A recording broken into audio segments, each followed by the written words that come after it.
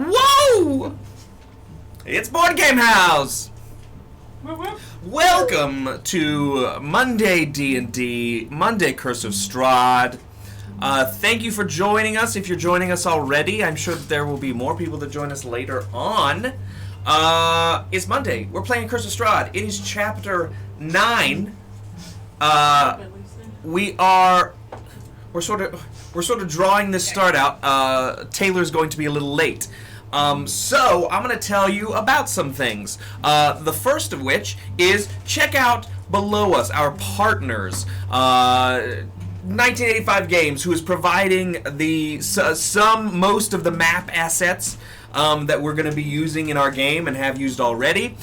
Check out Talon and Claw, who we are using we're using dice vaults that were recently purchased from Talon and Claw.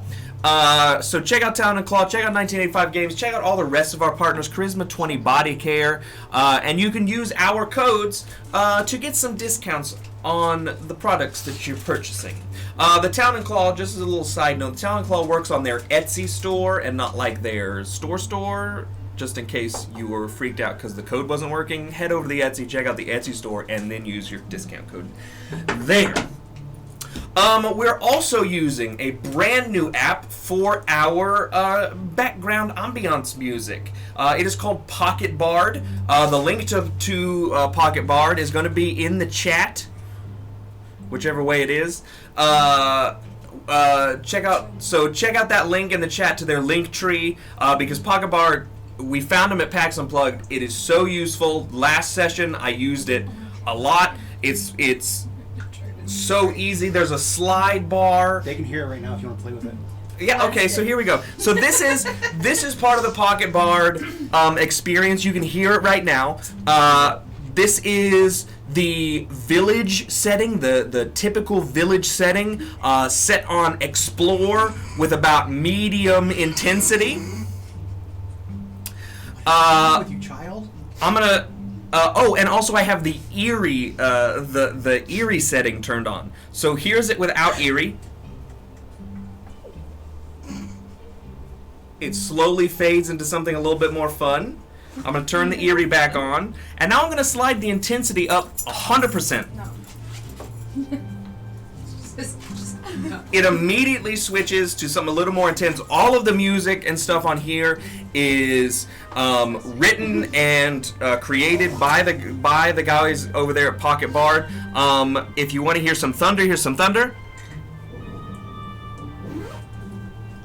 Here's some rain. How about some waves? No more rain.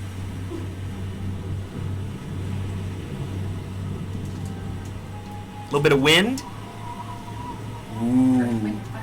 How about a large bell? It's like we're on a pirate ship.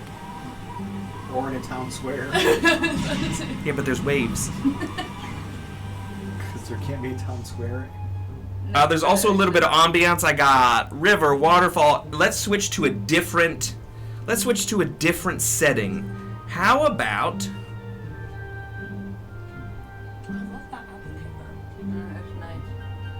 a dungeon entrance? It's going to slowly fade out and go right into the new dungeon entrance. That's full intensity. No intensity. It's just barely there. I like the intensity. 50% intensity for walking into a dungeon. Oh no, there's a guard at the dungeon. It's a troll's lair. Combat.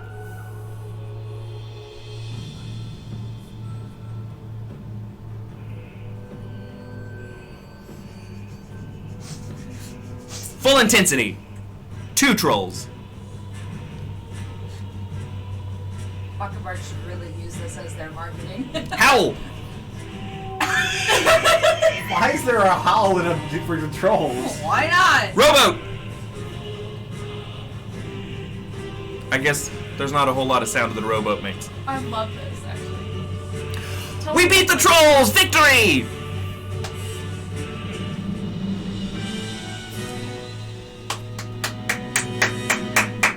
Quest complete.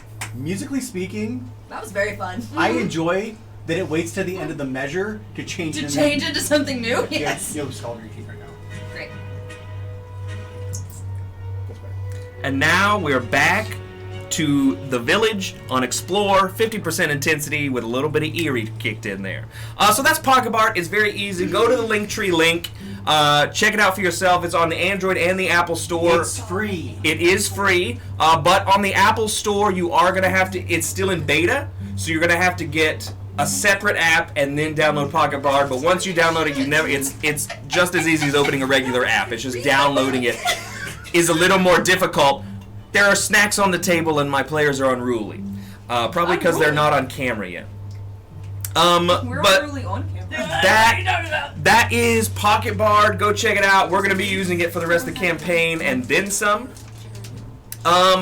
Coming up on Wednesday, we are playing The Great Race. But I just got the Great Race 2 additional maps in for The Great Race.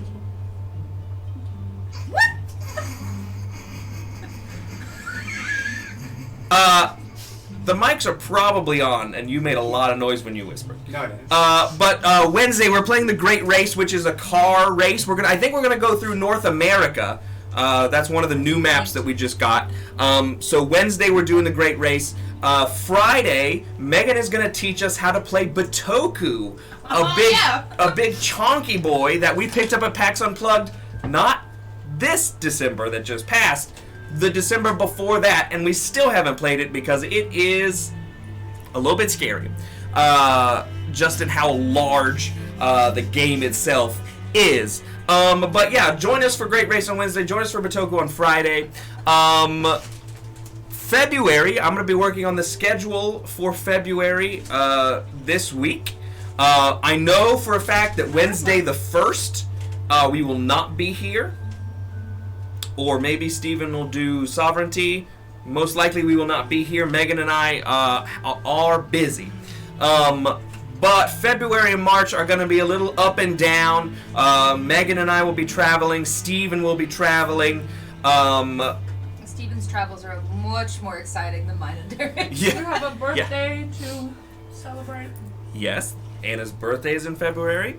And we're also, even though Taylor's not here, Taylor agreed to run a one-ish shot for us to get some extra tabletop RPG D&D stuff into the schedule. So Here, that What else is in February? our anniversary, Meg and I's anniversary is in February.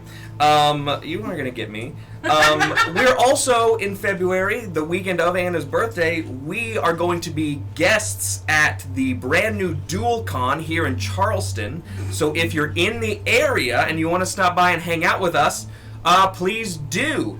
Tickets are pretty cheap. This is the first year they're doing it. They're doing a little exploring to see what the people around here want. It is called DualCon because it's going to be board games and video games. We're not 100% sure what the whole thing is going to be about, but they asked us to be a guest. We're doing a panel. We're gonna be chilling around all that day. It's just Saturday the 11th. So if you are in or around the area, you can come come see us, come check us out. Also, the guys from Lonely Hero, Jared and Chris, are gonna be there.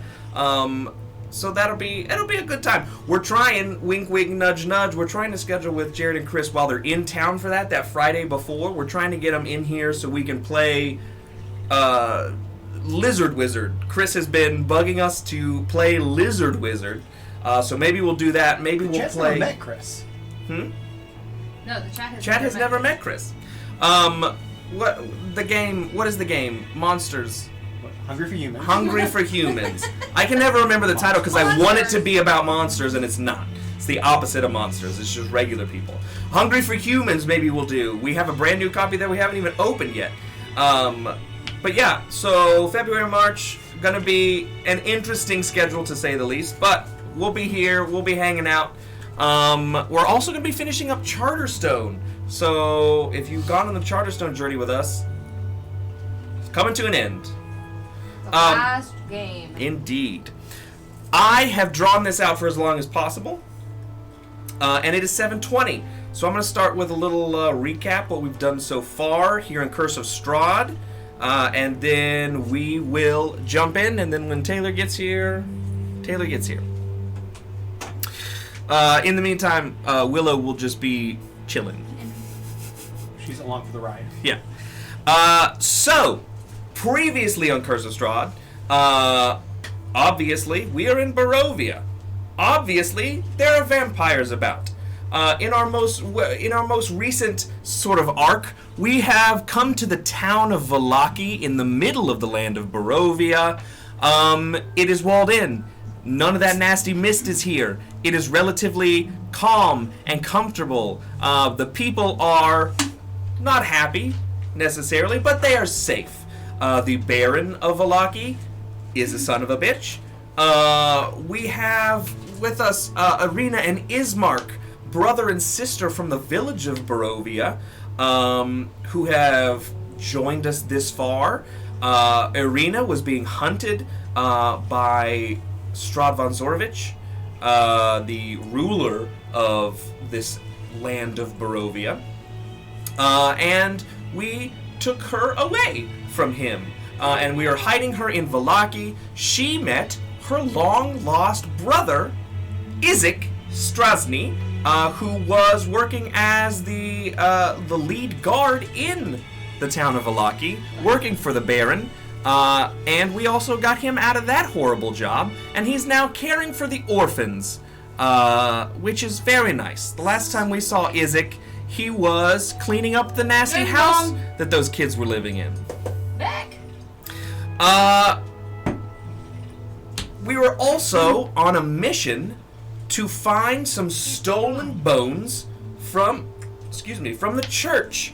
The young caretaker of the area was thought to have, for whatever reason, taken those bones, and we were after young Milovich, using the orphans that Milovich was also caring for in Izek's absence. We turned the kids. We sent them on a game to find Milovich. It was like a little hide and seek. They found him at the coffin maker's shop for some reason. Our 4 adventurers went to the coffin maker's shop, didn't like the guy, broke into his house as a little spider, and proceeded to trash the basement, which also unfortunately, had a bunch of vampire spawn in there. Trash the basement. They They broke out attacked us. first. They attacked us. We were hiding. A bear went on a rampage and knocked shit over, broke a table, That's upstairs. You stood said on basement. top of the coffin maker, and then went back downstairs to continue to disrupt things. Well, and because they had already started attacking us. it doesn't mean that a mess wasn't made in the basement. Well, it wasn't our fault. I was very generous that entire summary. You were. And I'm getting attacked for saying a mess was made? Technically, is it still breaking in if the spider squeezes through a crack and nothing was broken? Was stuff broken inside the house? That's what you Not came by home. the spider. Debatable. The spider turned back into a scarecrow and then into a bear. So is it the spider or is it Now not you the sound spider? crazy. It's a spider. So until he turns into a spider and makes a mess. Alright, well, either way, Spider's there were 6 vampire spawn in that basement. 4 of them were dealt with. The last 2 were run away from. And when we ended last session, our 4 folks were Running. absconding from the scene, while 2 vampires stood in the doorway and hissed at them. So, We run fast. sure we do. That's still the wrong camera. No, it's the right camera. Hold on. I'm saying that it's not. Look at my little head. No, I know. I'm trying to. Hold on. Trying to switch it. There we go. I just, it wasn't the wrong Oh, camera. I just had the wrong. there we thing go. selected. There we go. Look at my little head. Don't forget, fam, you can use donations, you can use biddies, and you can give dice to our players and our dungeon master if you wish. If you want to donate, if you want to toss your biddies in, do that and then throw in chat who you want those dice to go through. You'll see it's going through there. It'll tell you how much gets you what. But we appreciate all your donations. Most of it goes to us, but we also, at the end of the year, we donate board games out, and that's what those biddies and those donations go to. And we really like doing that. It's a really great thing, I think, that we do. And I don't think we talk about it enough because we're a little too humble. You humble?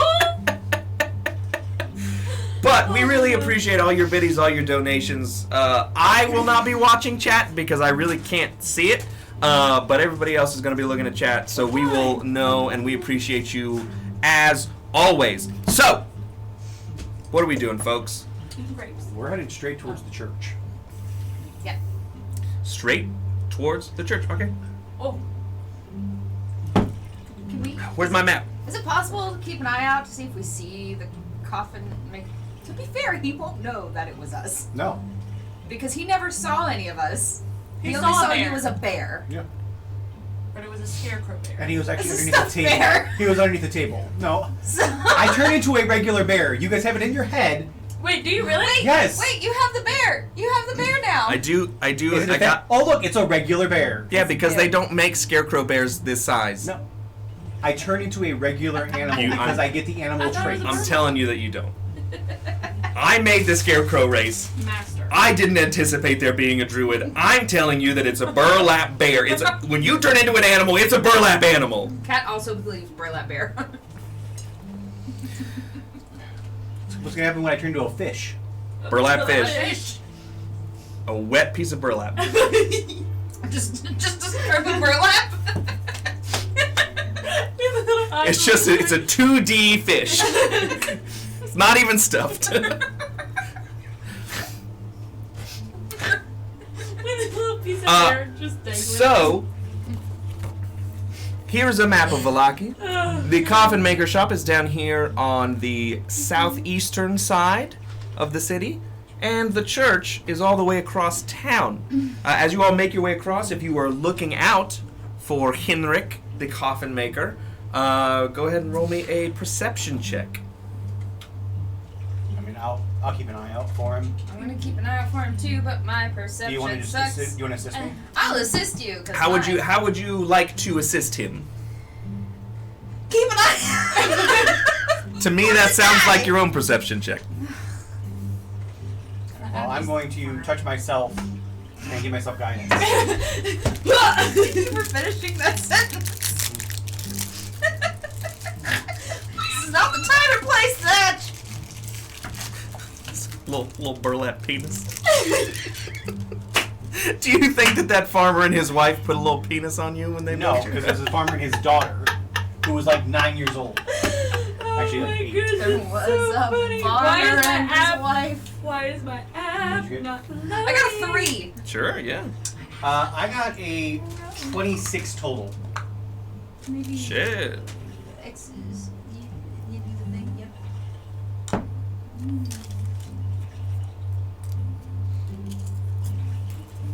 And my AC just went up by 1. Nope. 26 total. As you were going through town, And this app isn't working. By your Wi-Fi? as you're making your way through the main streets of Valaki, towards the church, Once we get away a little bit, we'll slow down to a, like, we don't want to. Not suspicious. Yes. Like, once we're kind of getting back into town, we'll kind of slow it down and kind of look less conspicuous. oh yeah, that's probably a good choice. 26, as you're going through, The 5K is fine. it is pushing into mid-afternoon, mid to late afternoon. Oh yeah, we have dinner plans. There are a few more folks out on the streets than there have been for most of the day. Not a lot by any means. This isn't really a hoppin' town. But as you make your way through, you see that there are some people who are putting up more decorations for the festival that's happening tomorrow. Do we see her bow? My bow's supposed to be on the float. You don't see the bow. You also don't see Henrik the Coffin Maker. Forgot He's about probably that. gone straight to the authorities. But who's going to believe him? A burlap bear. No one will believe him. But yes, you get to the church and you don't see really any sign. And honestly, when he left the premise, even though you didn't see him, he left the door wide open. There was a lot of slamming and thudding from upstairs. Was there a brown trail as he left? No, but Was there a wet trail? no, he's a grown man. Okay, and He's seen his share of things, but never really been attacked by a bear in his own home. burlap. I feel if I was attacked by a bear in my own home, I would pee myself. Well, it is what it is. You don't see him, and you don't see any evidence of him, and it doesn't really seem either that people appear alarmed in any way. Cool. Chat, I'm sorry ahead of time. I didn't have a nap today. When you pull up to the church, I just love people's energy, so. the doors are open. It doesn't appear that there's anybody really hanging out here at the church. Knocky knock. Are the doors Doors are open, yes. Oh, we walk in. Sure. Father Lucian. The Father Lucian isn't anywhere to be seen. The small child whose name is... Teddy Lucian. Let's... Tiny Tim. What's his name? I don't know. Our note taker's right here. Hey!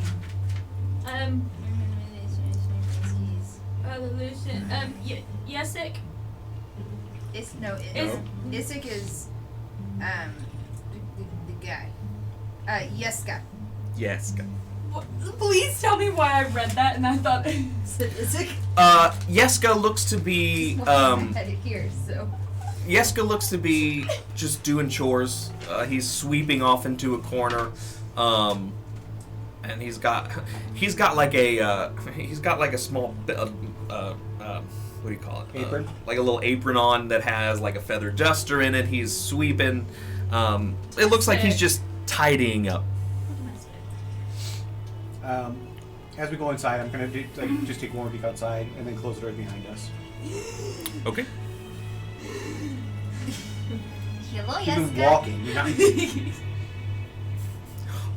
Oh hi. Is Father Lucian here? I think the father went to get some lunch, a late lunch, but he should be back soon. For them to just hang out until. I'm just gonna find a comfortable pew and just sit my ass down for a little bit. These pews are not very comfortable.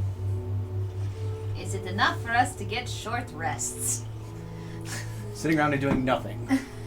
Let me roll a dice. I'm just gonna lay on the pew. I'll Gonna fucking go in climb the bed. up I'll on go the lay in pew. Lucian's bed if I need to. It is long enough for you to all to have a rest. Yeska said he should be right back. It was about 45 minutes before the Padre comes walking back through the front doors. And when he gets there, he says, What's that water noise? I don't know, but it's making me have to pee. "Oh, I still have the robot on. I apologize. I'm hitting all the buttons." Super easy to use though. Chaotic!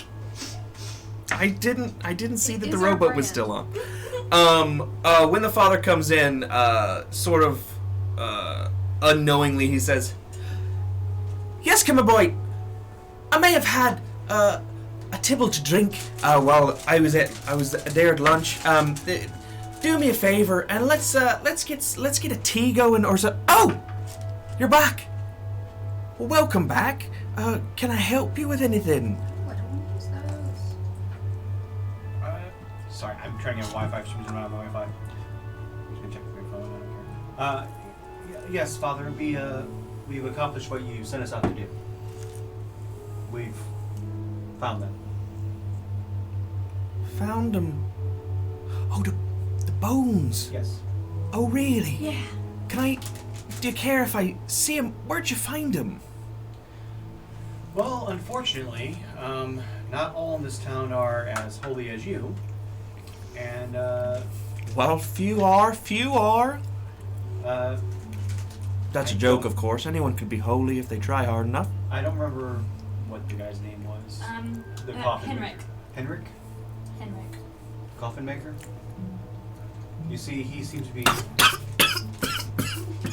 Father, are you okay? I swallowed a whole cracker with Edie cheese on it.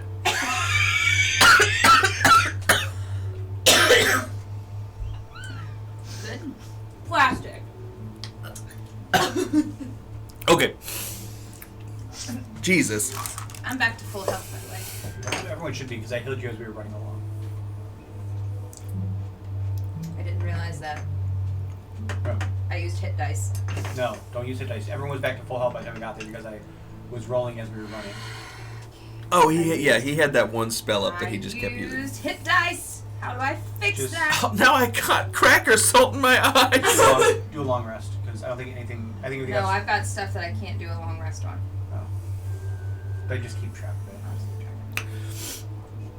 I rolled well too. I got 26. You said that Henrik had the bones. Yeah. You see, in his basement, he seemed to have a few undead visitors that he was keeping. Well, I mean, But No, they no, were walking. They Oh. were walking. No. I have to find her. I lost her. Hold on. here's the thing about. They say that these walls will keep everything out, and I knew that I didn't trust it, but you know, you don't always think when you're living your life that things like that are just gonna come up and just exist in your vicinity, do you? There's wolves outside, there's the scarecrows that attack the wall, there's all manner of things out there. But rarely is there anything in here. You don't mind me asking, does the Baron know about this? Not yet. We came straight here because we wanted to get the bones back to their resting place. Oh, well, I appreciate that. Oh, I was just curious. The Baron is a angry man. Yes, we know. Well, I don't want to get involved in any kind of gossip or anything, but there are quite a few people who like to see him red-faced, if you know what I mean. Now, I don't know much about Henrik, though. Why would he come and steal the bones? Unfortunately, I don't think that Henrik did. I think he was given the bones. I think he tasked somebody to steal the bones. Well, who would that have been? Our best guess? Can't think of his name. What's his nuts? Milovich.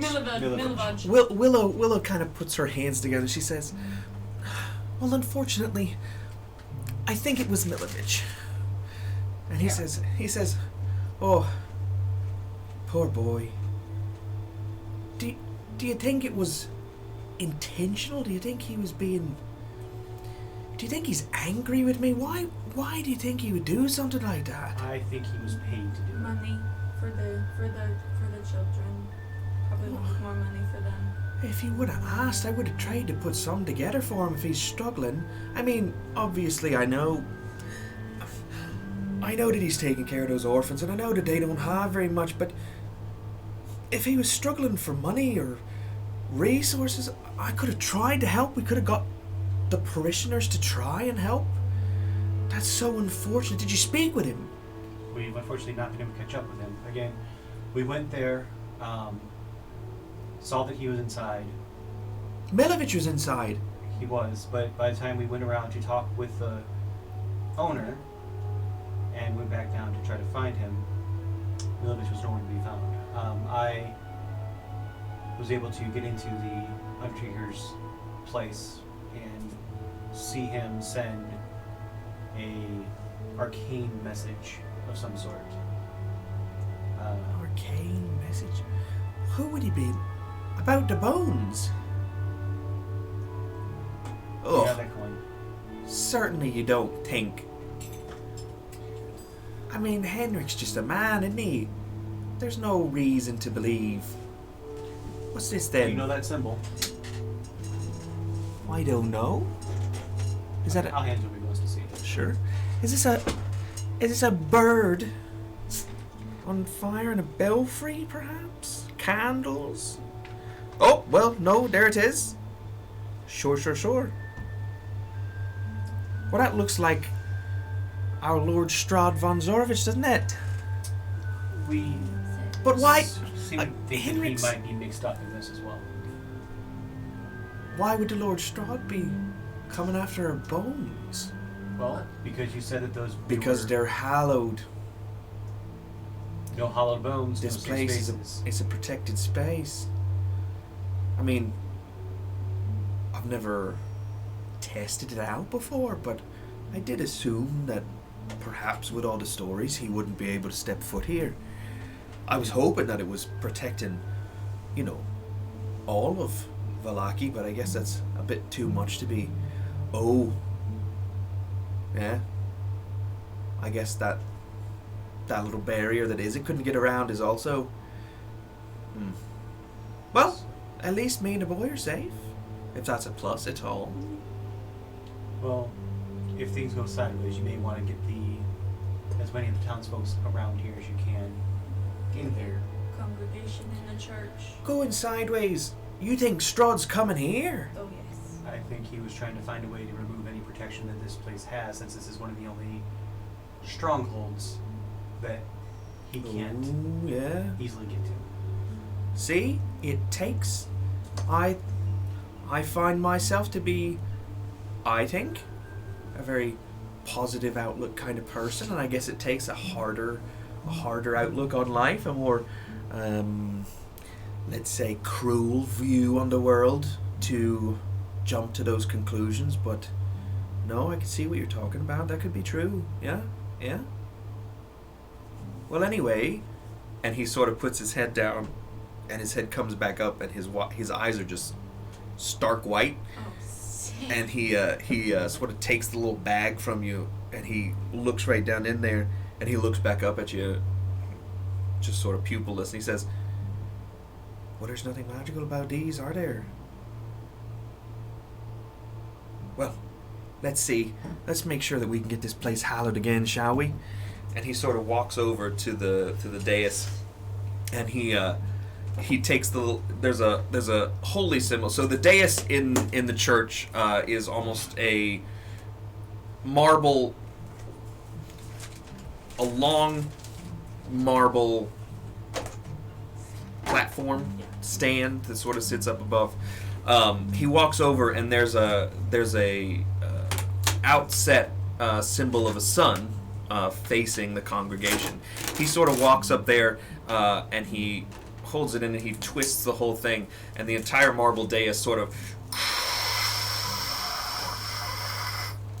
moves back, revealing a staircase, and sort of just paying you all no mind, just sort of pops his little self down the stairs. I think I follow him. Before we follow him, I'm gonna tap Thatch. I thought he said he didn't know where it was. He did. That's what I thought. And we follow. Okay. When you all approach the dais, Yeska sort of runs up in front of you and he says, "The father doesn't let anyone else down there." Oh, no, please.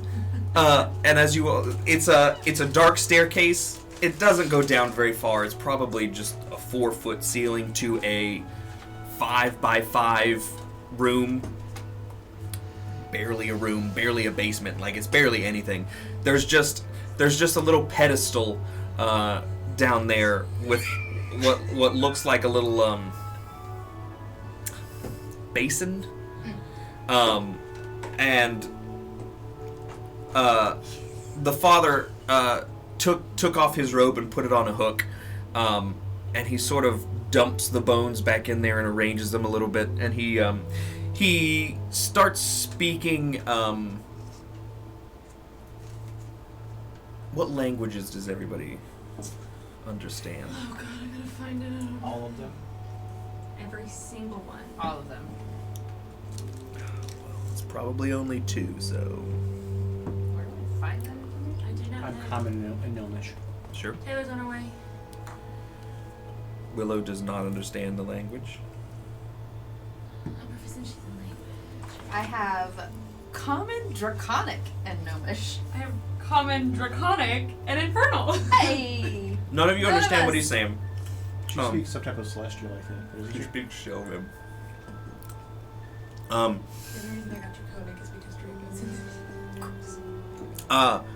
And it's just a short phrase or two, and you all see just a little bit of light come out of the basin, and then he turns around and grabs his robe off the hook, and he says, "Oh, I'd appreciate if you didn't mention this to anyone.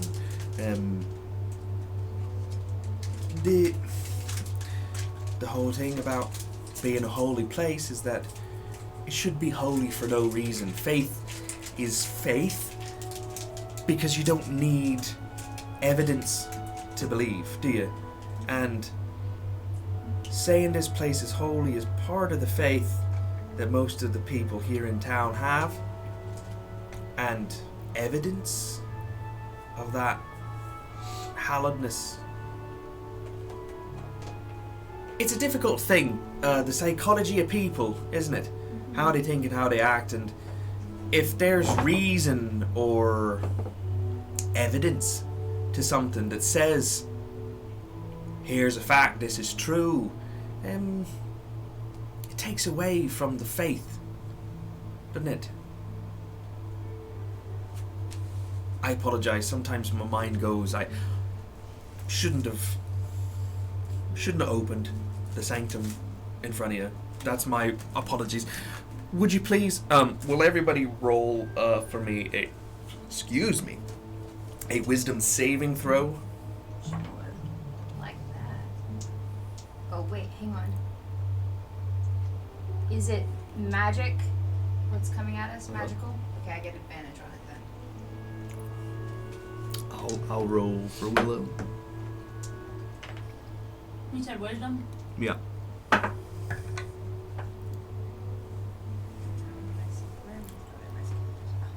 Great. That is cocked. Thank God I have advantage.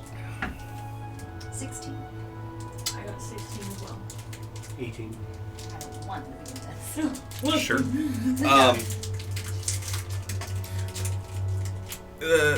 Father Lucian is sort of just mumbling additional nonsense about the psychology as he sort of ushers you all back up the stairs. And when he gets up there, he sort of...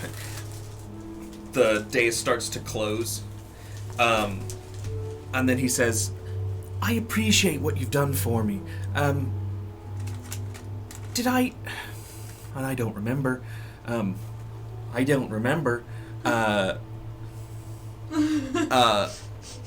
Did I offer you anything for doing this for me? Oh, our note taker isn't here. Yes. You did, actually. If you give us 5 minutes, we'll know, because if we did, she'll have it in her notes.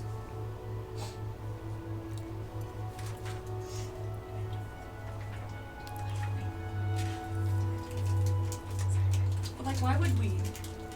Yeah, Why it's would- a holy man. Why would we ask for? No, but I'm saying, why would we not ask for something? Because at heart, the 4 of us are good people. Well, and I'm also pretty sure that Willow just accepted the mission without Yeah, asking for Fair. anything. Probably. Yeah, some of that deal at the party. Well, in the future, if there's anything I can do for you, you've done me a great service. Absolutely. And if what you're saying is true, then you may have just saved some lives as well.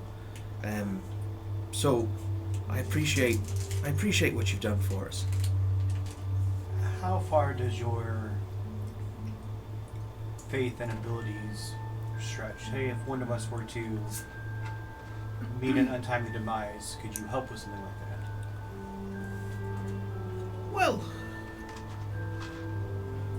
I suppose, in theory, yes. I've never had, the means, I suppose, to do something like that. You see, that magic, as a whole, comes with a price most of the time. So it's difficult for a man of faith who lives in a town where faith is a bit lackluster and wanting to come by the things necessary for all that. If I could save everyone, I absolutely would, but it like I said, there's a cost for all kinds of magic, and that in particular is a hefty sum, isn't it? Or, as you could imagine. I feel like the entire time this conversation is happening, Gary's like, no thoughts. Nothing. Nothing behind the eyes. She's just laughing. So you don't have a diamond that's worth like $300, $300 gold just lying around? Unfortunately, that's not something in the ties. You're a good man, Father Lucian. And I'm coming to find that there are better people out in the world than you can regularly count on, so...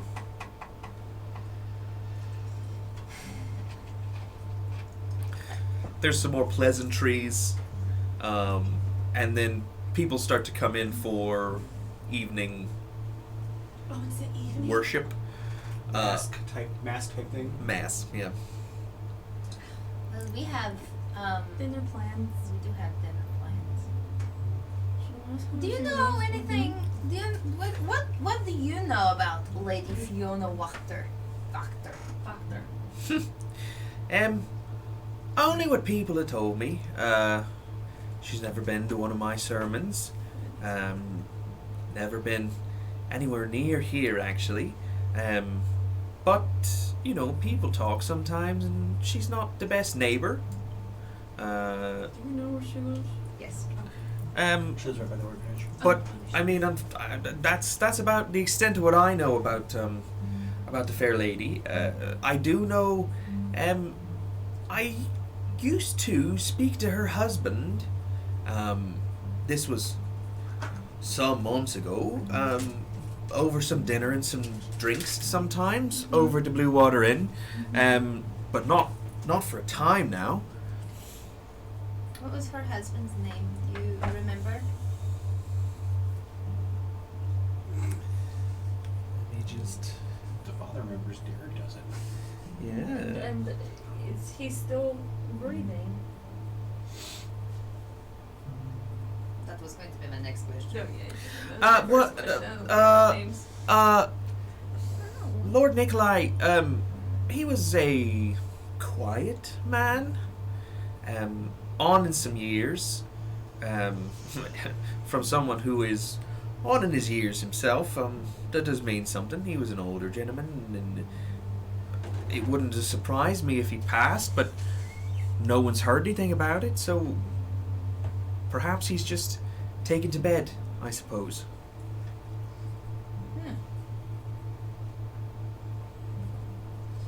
Alright. Are we good? Unless Will has any questions.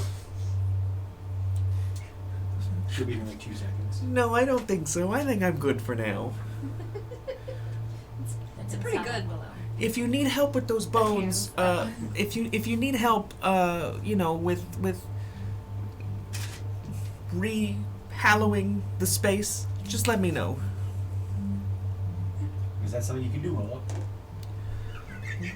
Well, I don't know. Just, one holy person to another. We have faith. Willow, you never told us. What's your brother's name? My brother's name? That doesn't seem important, and I'm not going to share that information until I actually want to tell you that. Come on, Willow. That was not Eris, first of all. Hold on. And I don't think I appreciate you taking advantage of this situation. She could do something with ceremony. She could probably do something with ceremony, if we tried, if we wanted to. Where do you keep... I don't even remember his name. Where do you keep the bones? Is that part... do we need to place them somewhere? Do they need to be buried? Well, she I don't remember his name. What was that? She said I ain't telling you my brother's name. No. Oh, you don't. It's It's in the side piece. Oh, wow, great. I love to be included in things.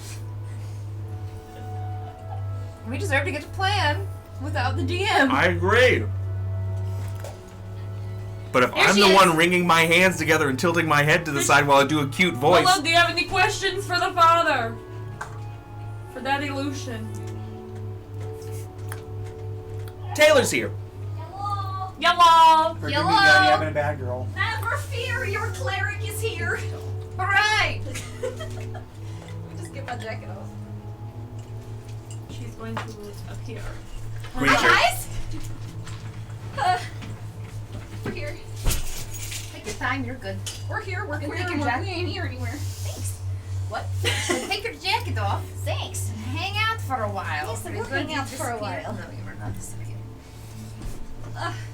Why does How do she you not get to disappear, meet her, but baby? my hat disappears? I don't know. She's wear green, I wear yellow. I wear Different Spider-Man. kind of green. No, it's still picking up a little bit, but I can fasten myself. Tree titties. Tree titties. Willow, One, do you two, have three. Jesus. Do you have any questions for the father? While he's here, I mean, I'm assuming that you failed DM your had it wisdom down saving. pat, like. I got it, dude. just like, yeah. I mean, I have ceremony if they need to be reburied. If that's needed at all. I did a fucking good job. You did. Proud of you. But yeah, I mean, that was pretty much it that I wanted to know about the bones and all. If they needed any help with repairing the desecration. If you ask about it, he sort of gives you a little wink, and then Oh no. I'm actually seeing your guys' camera. I'm scared of the Jesus.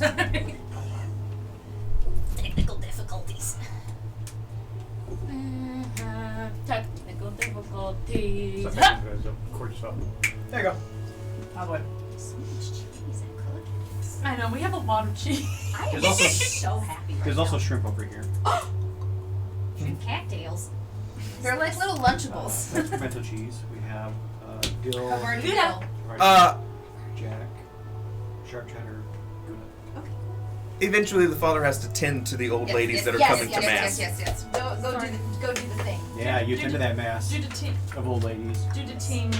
Go do the ting. He does the ting. Also what I was thinking. It is coming up on what would be an early dinner time.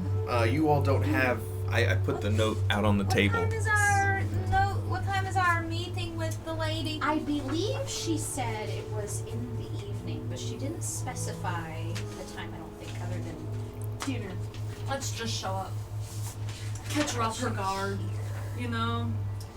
Trying to eavesdrop, see if there's any screaming children individuals. inside. I'd like to invite you to my home for dinner tomorrow evening to discuss. So Oh, like great. tonight. Let us go and see if there's any screaming children in her house. Yes. Wait, isn't there a shop nearby that we haven't been to yet? Yeah, that doll shop. The doll shop. The toy maker shop. Yeah, the toy maker shop. the- Lindsay. I thought there was actually an actual like general store too that we haven't been Maybe.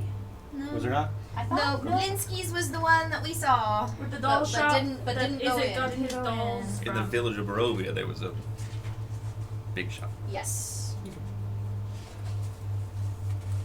Party and keep it moving. Okay. I don't know why, but it's. Well, if the father does need any assistance here, then we gave everything back. Yes. We haven't seen Mitch No. still. Have not seen Henrik either. I'm so very worried They've been about keeping that. her out. Do we want to make our way over to the toy shop and do a little bit of late afternoon shopping before we go to the? Let us go get the creepy doll for Our Lady Fiona. Sure. Unless there's Seems- somewhere A else to voodoo go. doll. Sounds like the best plan. What are we doing? Blinsky's. We're going to Blinsky. Blinsky's. Going to Blinsky.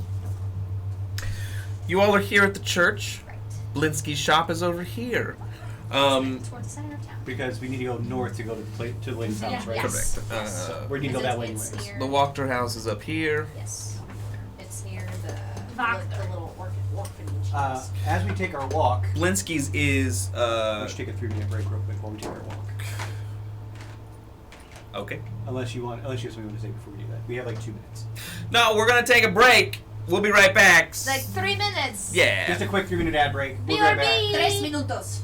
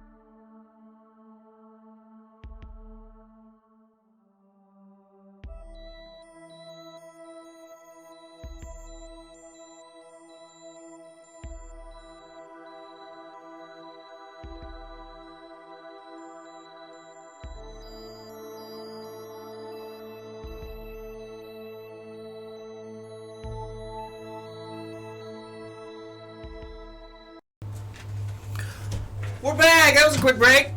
Yeah, it's only 3 minutes. three. It doesn't Can't reach. reach. Cannot reach.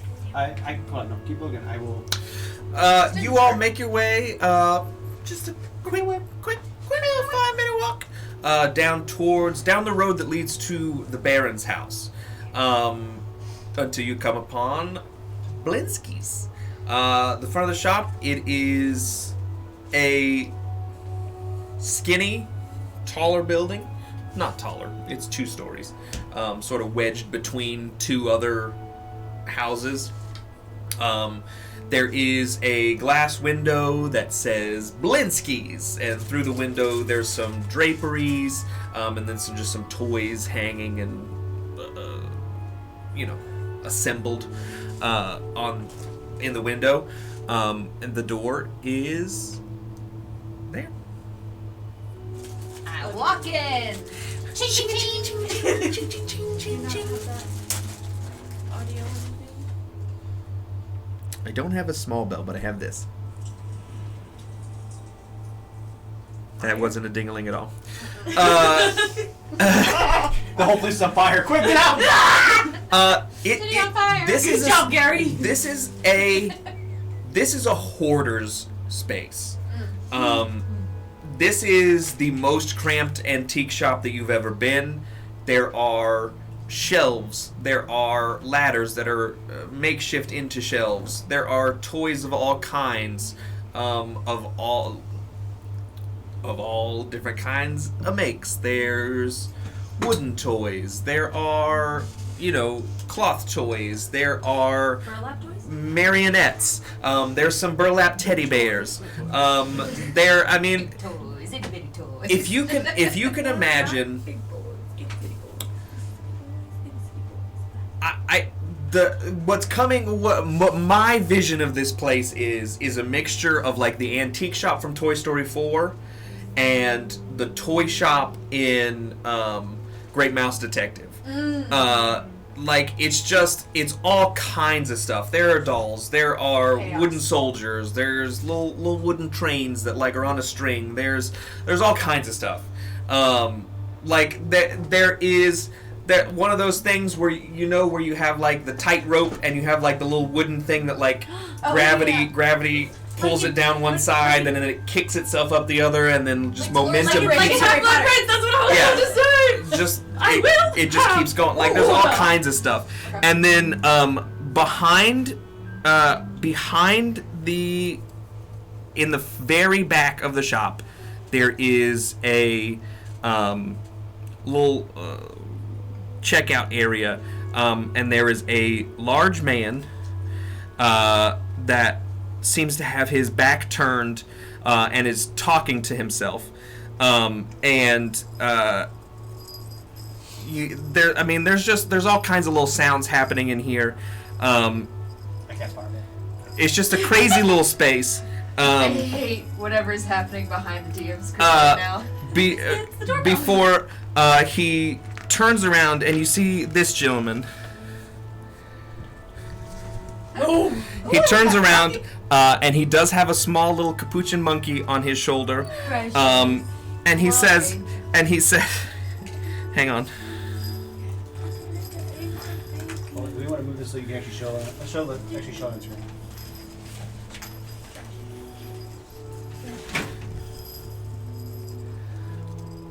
There is. Oh, that's really zoomed out. Hold yeah. on. Oh yeah. Look at all those snacks. Look at my video. This Look at all these chicks. this is a get out of here. This is a large man, 6'3", 6'4", hefty son of a bitch, wearing a very colorful tailed jacket, waistcoat, and the little monkey sort of jumps off onto the desk and sort of tilts his head to the side and is just looking at you all, and he says, "Woohoo! Make some applause! Look at. Oh, I apologize. I was practicing. We're doing a show tomorrow. Did you know this is a festival? Yes. I'm showing. show are you doing? Oh, well, this is. I've been told that some of my stories are a little off-putting. So if this upsets you, just stop me. Okay? Go. I love unsettling. Well, see, first of all, you have our Dread Lord Strahd von Zorvich. Okay. Okay? We met him. Well, I'm just going to shrug that off because I don't want to hear that. We have our friend Strahd von Zorvich. And he is looking for a wife! And you know who's helping him look for his wife? Minions! And since somewhere along in the story, someone fun comes along and says, jingle, jangle, jangle, I can make some gifties for the wedding if you just invite everyone so they can see all of the goods that I have made. And then I'm going to tell this story in sort of a more drawn out and sort of more invitive. Oh, look, the children will come grab the toys. Look at these puppets that I've made, and then you'll make your parents buy them for me. And then there you go. So I'm trying to figure out what exactly the story is. But most importantly, look how cute these dolls are. Very cute. Yes, they are very cutesy. This one is one of those scary werewolves that lives in the woods. They're very scary. They take children. This one is an undead minion. You put him together with pieces of dead bodies that you find all over the ground. Look how weird he is. Yes, he's even got a little book. I don't know what's written in the book, but I put it there. There's those two. Oh, I'm sorry. I am Blinsky. This is my shop. I love Linsky! Hello. Now, who are you? Hello, my name is Galdira Aramila Rosixis Yoldis Tinkerboot. I'm very excited about the puppets, but you can call me Gary. Would you like to see one of the puppets? Which one is to your liking? I like the one with the bells. Oh, look, this is a little jester, see? He kind of looks like the Piccolo. And he also I actually have this outfit that I sort of just base this off of, so you can take a look at the little jester here. For legal reasons, that is not me. I cannot sell toys of my description. But that is the little jester boy that helps the Strahd be more friendly to the children. Would anyone else like to see a Dulcie? Is this little werewolf? Okay. Okay, well, there you go. My name is Alice, by the way. Okay, I'm not going to remember any of these names, so, if I just refer to you as whatever, then hello. But yes, can I help you with anything in particular? Were you looking for something for like a gift, or are you into children? Do we have children? Can I offer you anything? We just wanted to come in and see what your shop was, and this place is great. Well, you see, that's what most people say because they come in here, and there aren't many shops here in Valoki. So if you're looking for something, you either has to go to the sleepy man over there that has the stockyard, or you go to the Blue Water Inn for your food. And other than that, there's very other few places to buy things here in Valoki. Do you have any more puppets that I could have, buy from you? Or these are only puppets? I don't want to take the ones that. But you I have. suppose there's all kinds of things. I have little animals where you stick your hand up their bum and you can make them talk. I have little marionette dolls where you take their strings and you make them dance. I have basically anything that you want. And I can also customize pieces. I do very well with dolls. I've gotten very good with dolls. If you have a description of a person, I can make a doll that looked like it. Can you make little puppets that look like us? I could absolutely do this.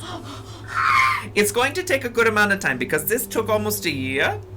And these are just crossing things. But I also didn't have any models for these. So I was just off the top of my head. If I could just take a mental picture of each of you, and perhaps I could put puppets together in maybe 3 months.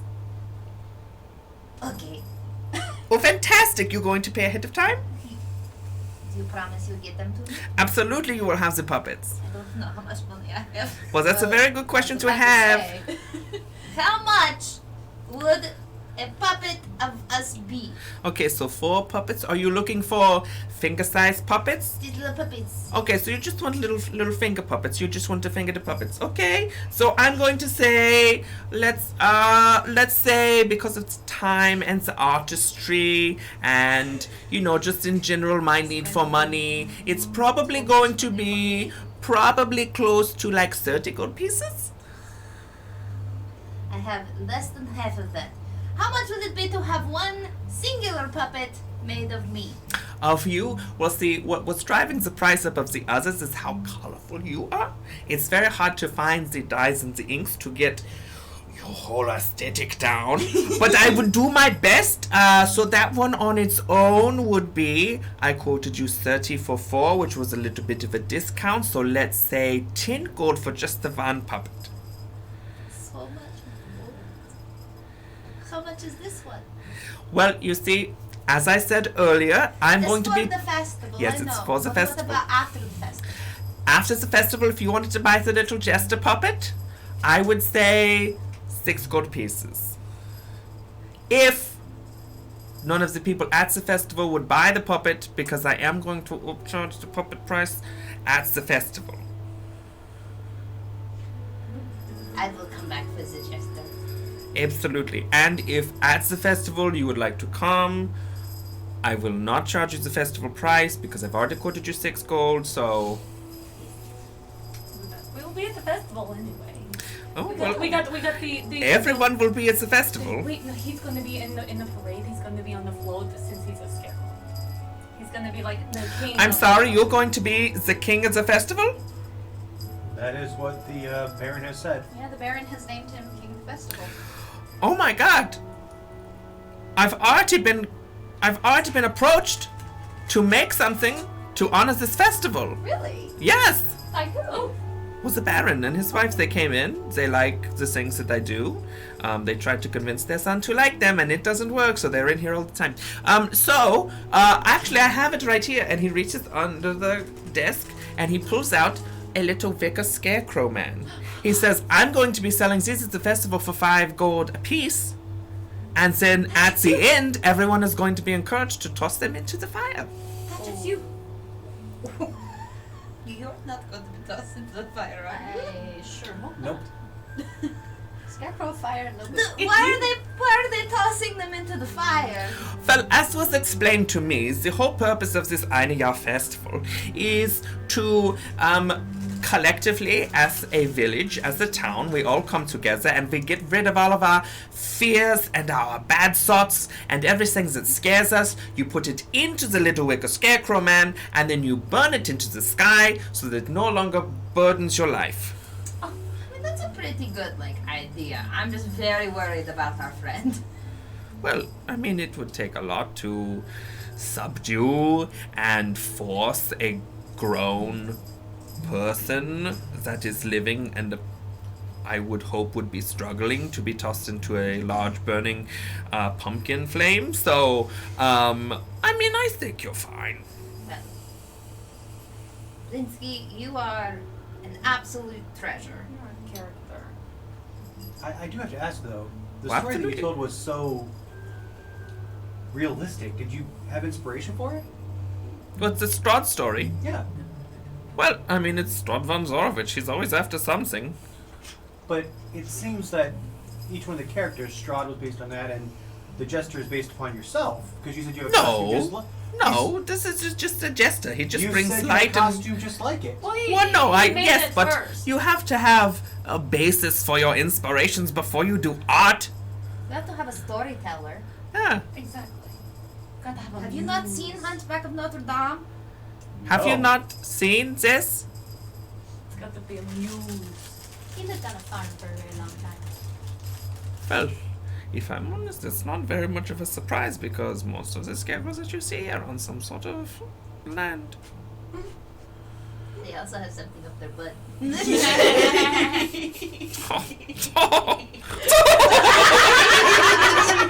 Fogold! Fogold! Fantastic! Good one, Gary. Okay, I like well. the wolf very much. Oh, sure, absolutely. Have you seen these things? They're very scary. They are very scary. We have seen those. Yes. Well, that's unfortunate for you, I suppose. It is very unfortunate for us. They were very scary. Presumably, you are the folks that came into town just the other night, and you're staying at the Blue Water Inn. It's very interesting. I see word travels fast. Well, we have been here for a couple days. How many days? A day and a half, actually, is all we've been here. It's been here a day and a half. Yeah.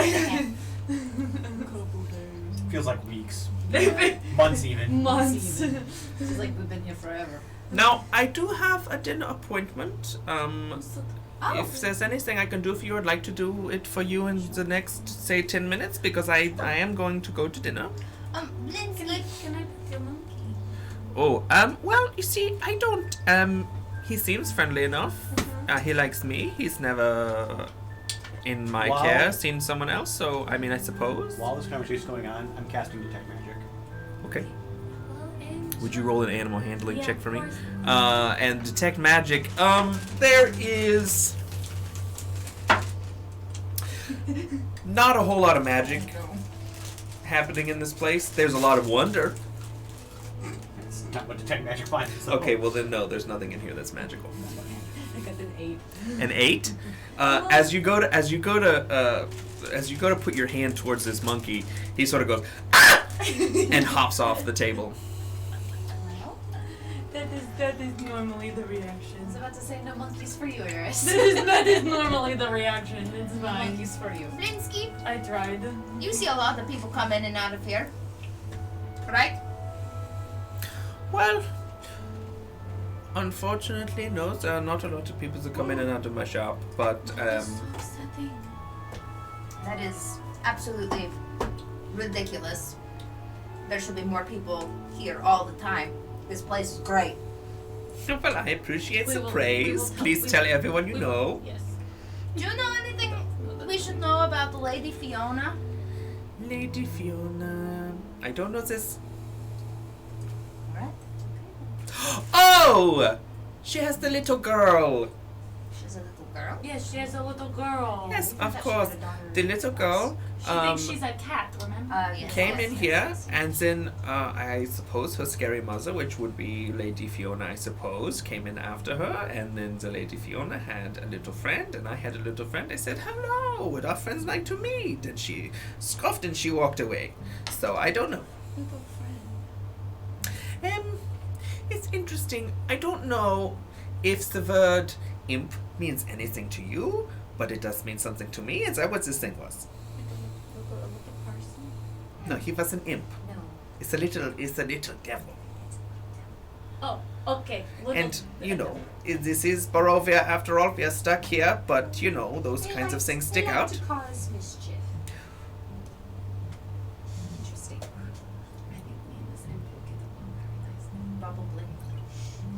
Do I know anything about imps? Do I know him? I mean, if you all want to roll a... probably... I would say History? Arcana or History, yeah. They're both the same for me. My history is A what? I would say not History, Arcana or Nature. Still the same. I got the 16. 16? You Hold on. You said Arcana or Nature? Yeah. I got a 16. Close. I got a 23. Nice. I got an 11. Plus 5 in Nature. Yeah. Eh, I said druids. Thatch, in your 4 years of existence, or however long it's been, you have probably heard as much as the rest of them have, and that's that there are creatures that come from different planes that are mischievous, that are chaotic and mostly evil, and that imps are part of child stories and fairy tales, but you rarely see them because they don't want to be seen, at least in the tales, and it's just a general fairy tale. But a fairy tale that you know comes from real experience. Gotcha. Like, imps are real things that exist, but few people have seen them, and there's not a whole lot of knowledge. It's like kangaroos in West Virginia. Sure. They come from an evil place. And people I are don't think really it's like seen that at all. I I would respect that have to statement. disagree. That's a weird You have to- comparison. you have to I'm gonna come up pretend with like you another didn't thing. say anything. Yeah. Oh, thank you, Blinsky. Blinsky, I think are we all set? I think so. I was curious about your shop too, so we wanted to check it out, and I'm It's so happy to it's have one met of, you. it was one of the first buildings we saw when we came in here. Oh, well, thank you for noticing, first of all. And second of all, you're welcome back anytime. Obviously, if you have more personal orders, I would love to do this for you. Are we going to go ahead and pay now for the custom piece? I don't think I can do the custom piece. I really want to, but I'm very You said poor. 4 gold? No, that was for the jester. For the custom piece, it's going to be 10. 10. I could maybe say 8. No, I will get the jester whenever you are. 6. I'll do 6. 6. So that would be 10 total. Would you like to pay for the jester ahead of time? I thought you said I was only getting the jester if it wasn't sold. Oh. I don't want to pay for that right now. Okay, well, since 6 for the custom piece now? Absolutely. Very well. And your name again is Galodira Anira Rosicki Yellowstone. You can just put down Gary. Okay, but that's not very specific. Gary Tinkerboot. Gary Tinkerboot. Okay, he sort of writes something for a really long time. He says, okay, and it's a custom piece. And he says, he sort of opens a drawer and he slams it and he keeps writing. Okay, She so just keeps making random poses. sure. So 6 gold. I hand it to him. Oh, fantastic. Absolutely. And he sort of scoops it into a drawer. And then he says, custom pieces for anyone else? Are you sure? This is why Megan doesn't have any real money in real life. Okay, well, I appreciate you coming in once again. And I'm going to go ahead and give these to you. And here are 4 Vicar Scarecrows for you. Thank you for coming in. I appreciate you showing your interest. It's like looking in a mirror. I The little fully tiny mirror. I fully agree. I did a very good job. You did amazing. I mean, it looks, you even got the little scowl that he always wears, just like the blank stare. Don't know what's going on. Okay. Is there anything else I can do for you before I go to my dinner date? I think we got the dinner date to get to as well. Yes, we have other things that we have to go do as well, so you have a great dinner, Blinsky. Oh, well, thank you very much. Goodbye, little angel. Piccolo, say goodbye to the children! Piccolo. He jumps up and he goes, "Meow, meow, meow, meow." Okay, goodbye! Goodbye. That was a great decision. We did good. We did good. I'm actually gonna run up to Valinsky while my friends are leaving. Sure. Thank you, Beadle and Grimms, for the finger puppets. They're adorable. They're so cute. Blinsky, Oh, yes? I actually would like to purchase a custom piece little finger puppet if I could. of yourself? Okay, well, what can we do? It's Yes. not of myself, but it's of someone who looks like me. Okay. What are we talking about? I have a brother, a twin brother. Okay, so just you, but with a penis. Pretty much, yeah. Okay, I can absolutely do this. And did you do want a finger puppet? Because I can also do a marionette. I can do a full doll. I would like a finger puppet, please. A finger puppet? Okay, so it's going to be tingled. I can give you that. Okay, and now give me like a vivid description of, and you don't have to do it here in front of everyone, but you can if you want to. So, we are both elves. Sure, I see the ears. We are both, I don't, right now, my hair is blonde and green, but he has tousled red and orange hair. It's very curly. Yes, absolutely, yes. It's very curly. He wears a pair of antlers. Oh, does he? He does. And he is usually dressed all green. All green, with auburn hair and antlers He's a very foresty young man. Yes. Okay, and he's very cute, just like you are. Bit of a rascal. He's a bit of a rascal. Okay. Yes, I can make that into a finger puppet. Of course I can make a rascally finger puppet, obviously. He likes to cause a lot of mischief. Okay, sure, absolutely. A mischievous finger puppet of a little elf boy who is not with you. He's not gonna listen. Okay, so it's a little more difficult. Okay, there's 10 gold. Unless you can give me a little show like the other one did. Because I gave her a discount. How about I do this? Okay, I like it. I face step because I still have one more. Okay. I face step and then the flames come up again, and I'll just do like a little twirl with them. Please, dear gods in the heavens, please don't set anything on fire. Most of the stuff is made of wood. Okay, I appreciate it. Control that. Please leave. Pay me your 6 gold. I gave you a discount, and don't set anything on fire, please. 6 gold, thanks. Okay, I appreciate you. Thank you. We love discounts. And you all head off for Blinsky's. Yes. Love him. Bless him.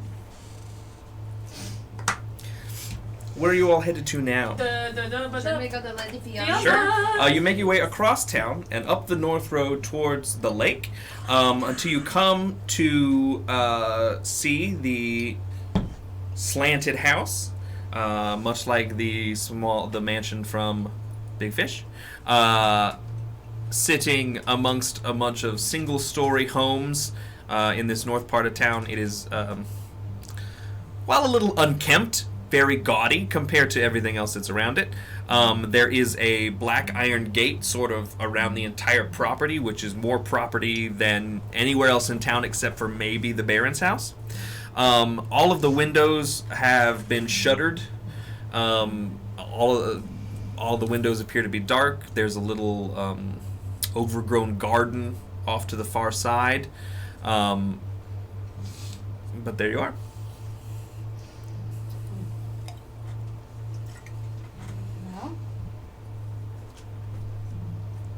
Shall we knock or kick the door in?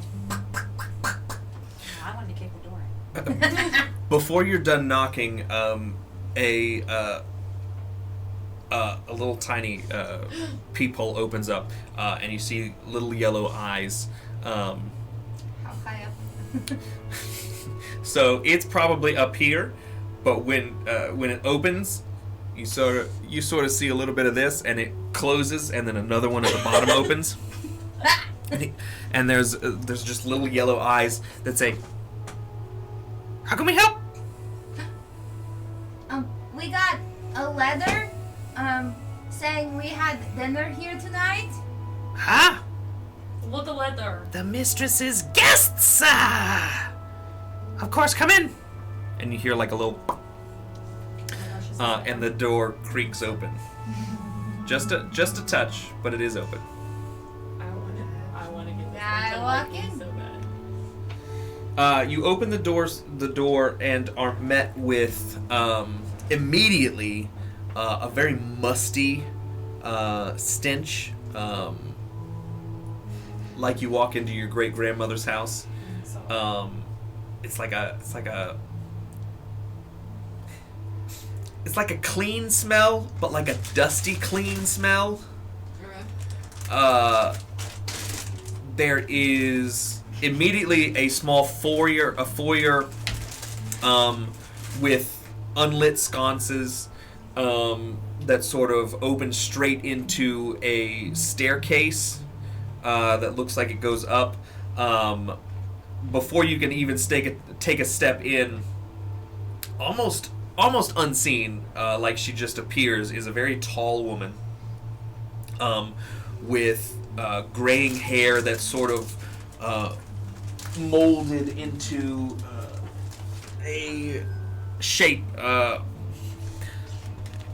just sort of, let's say a la Princess Amidala, just sort of ornate, but like an unkempt ornate of graying hair. You see this woman here pop in. She says, My guests have arrived. For dinner. You are a touch early. The food will be prepared soon. I know who she reminds me of. Have you ever seen the Barbie movies? Barbie Rapunzel. Oh! Barbie Rapunzel. Yeah. Okay. Please Sorry. step this way to my drawing room. And she sort of leads you to a space. All the floors as you walk in here are covered in different types of rugs, sort of overlaid rugs. She leads you to a sitting area with large leather furniture, high-backed leather furniture. There is a fire burning in a mantelpiece, and a large painting above the mantle of seemingly this woman and her family. She is standing very tall with a gentleman in a very tight-necked suit with like an ascot and a cummerbund, standing a little bit shorter than she is. Two older boys sort of sitting in chairs in front of them, and a small girl in between. It is a very nice painting, if a little off-putting. All of them have a very angry, vacant expression. Very serious. And she stands in front of the fireplace and beckons you all to sit. I appreciate you all coming so quickly after my letter was delivered. We were certainly curious. I hope so. I have a bit of a proposition, but I would like to get to know you all a bit better. How have you come to be in our Barovia?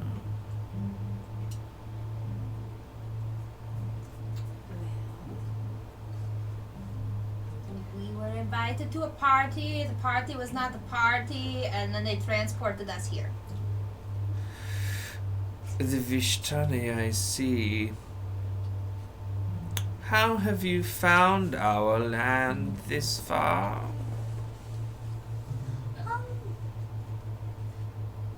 Unlike any other.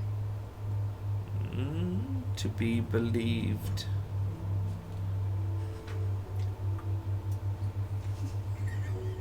Tell me a bit about yourselves. I am not looking to get into business with those I do not yet know. Well, I guess I should be first off introducing ourselves. Yeah, you like to go first? Do you always like to go first? She does. She takes a big gulp. Hello, my name. Gary. Yes, I know this. Tell me a bit about yourselves. Not really a whole lot to know. I run behind. You're not that sugar. What you see?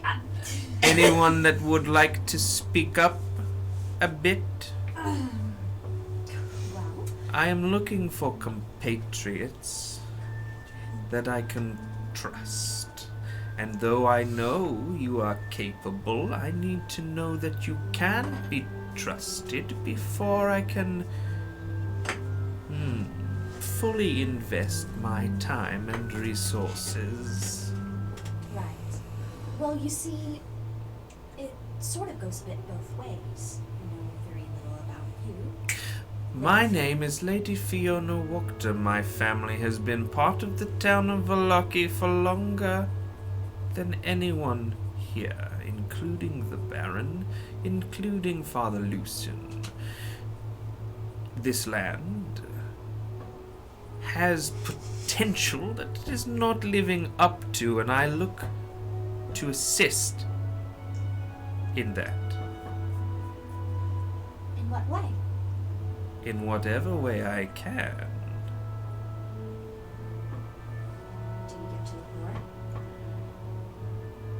The poor are not my concern. The poor are perhaps helpful in the future, but not in the initiation of the changes I wish to make. I think the first step to helping any place is helping the people who help themselves. And one of your disposition would think that very much. I'm looking for insight into the rest of you. Pardon me, dear, the brute and the holy woman are very straightforward in the talents and risks that they bring to the table. And while I am very interested in partnering with you, I do think you have a place and a way of helping. I'm looking for a bit more insight into the more curious members of your party. Scarecrow and the board. How many have you seen this fall? Scared from the horror. Oh, okay. Prince of the Pauper.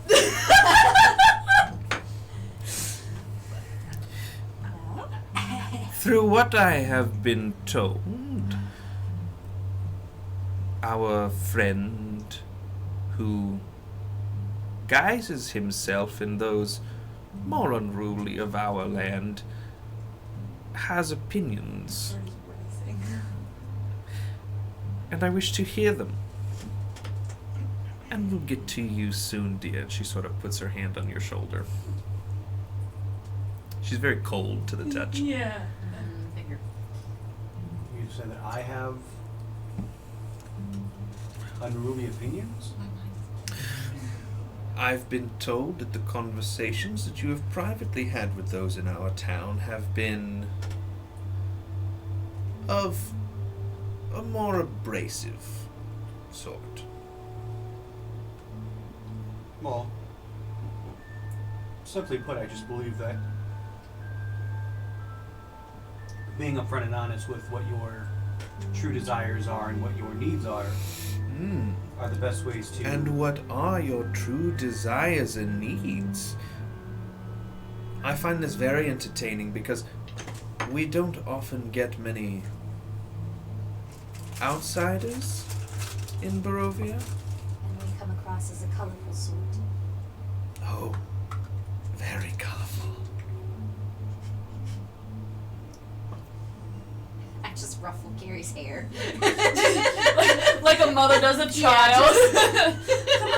Come on, baby. I'm like I'm trying to make her more comfortable in this weird situation. She claps her hands, and from the other side of the house, 2 trays sort of come floating in and sort of rest themselves on the coffee table in the middle of this little chair setup. There's hors d'oeuvres, small sandwiches, Simply put, cheeses, my desires shrimp cocktails. My desires are very simple. I have a family back home that I'm trying to raise money for because they were taking advantage of. And I'm looking for the bastard that took advantage of them. Oh. And you believe that this bastard is in Barovia? No. I was traveling. I was invited to a party. I went. Are you one for a party? No, but I'm one for work and coin. Understood. That is of interest to me. I can provide work and I can provide coin. Now, you are one that I have not seen before. There are tieflings and there are other sorts of devilish creatures, and you see a little cracker with some cheese on it come up off of one of the plates and sort of just turns into crumbles.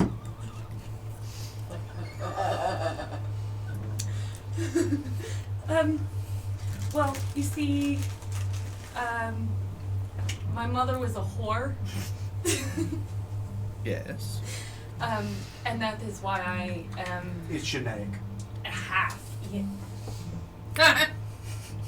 Your mother was of the devilish bloodline, and your father was presumably not. Correct. That is correct, and that is how I am. But the father didn't want me, so he kicked me out. And now I'm just looking for Adventure and money. Believe it or not, this is a tale of more than you would assume.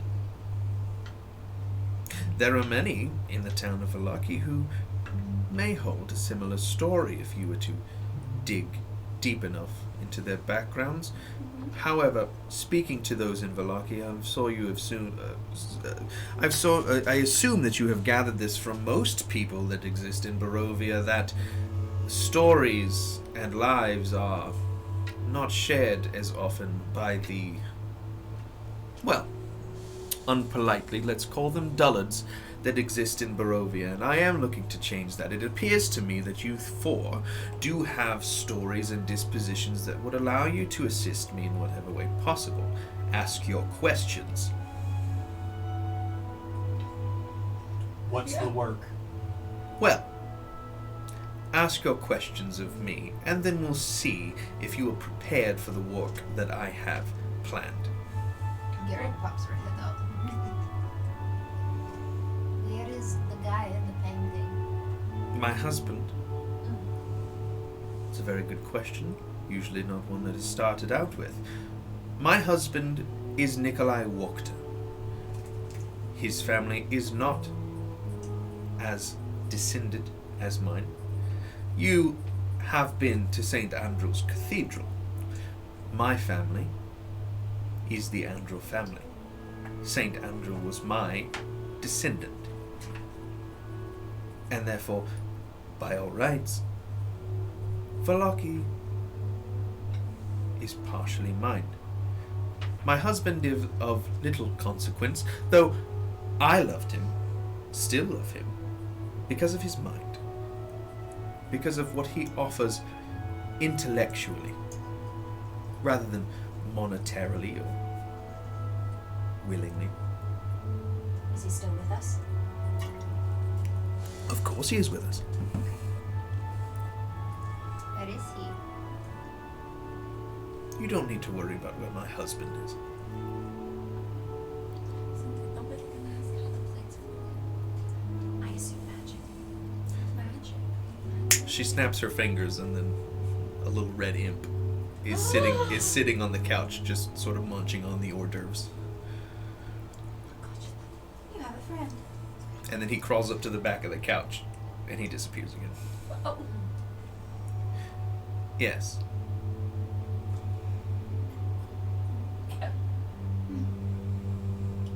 Ask your question, dear. You sent us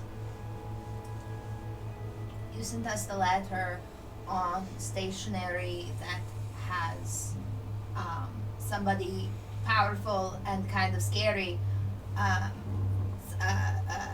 symbol on it. Can you explain that?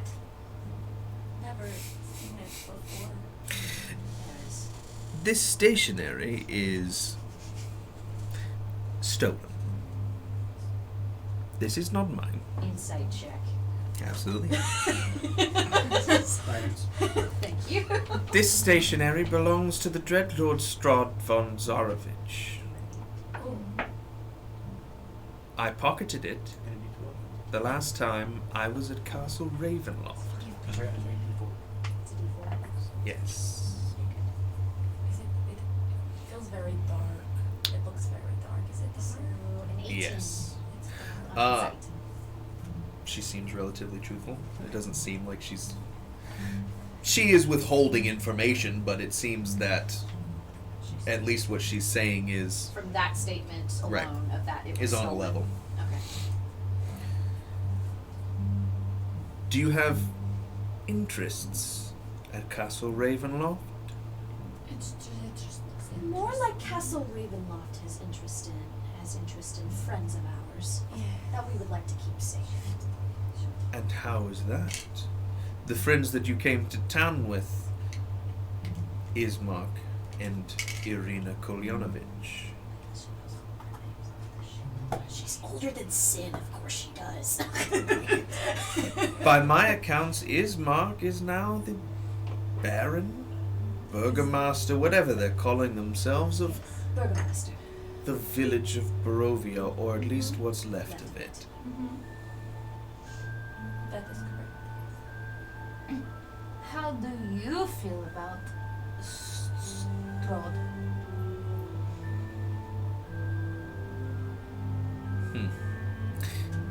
This is another question in related to the work that I have for you. How do you feel this meeting is going? Not great. And the rest of you? I think we're definitely all apprehensive because there's a lot of unknowns for us. Of course. You don't know me, I don't know you. Apparently you do know us. You know all of our names. And you That's know not how we've came to be here, where difficult we've come to from, find out. What company we keep. We're not exactly the most secretive, and we're a little bit boisterous, and definitely a little bit. We're how going would I to say, call it. eager? Oh, well, I was going to say colorful again. But sure. I mean, No, he's not. He's the non. well, a lot of what Barovia we've seen of Barovia is very dark and gray and in need of some color and some light, which That is an interesting perspective. They also didn't give me a chance to change before, so There's nothing wrong with your appearance, young woman. You are who you are. No one is trying to change that. we have never said to you that we wanted to change I anything know. about you, Varys. but I like her.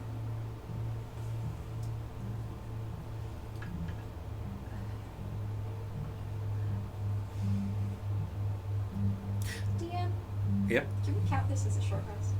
We had one already. Yeah. I will do that. Yeah. You had a short rest. When we were in the church, waiting for Father Lucian. How do you all like your steaks? Steaks. Up my butt. Fudge. He's not Ha, good. ha, He's ha, ha, not good ha. at jokes. Going off of what you said at the toy shop. I understood. Oh, you've met Blinsky. What a unique individual. He's very fun. I like him a lot. Another very colorful individual. Yeah. He's very nice. He's gonna make me puppets. Fantastic. Does he shop there like that? I have found myself in Blinsky's toy shop recently, as a matter of fact. Do you have, I see the family picture, you got children. My two sons are grown. Drunkards. Yes, and my daughter does live here at home. Oh, how old is she? She is 11. That took a minute. It's because Derek didn't know. You asked for a number, and I made up a number. I was about to say you made up on the spot.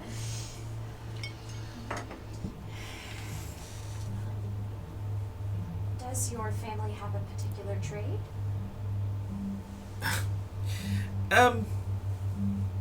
No, dear.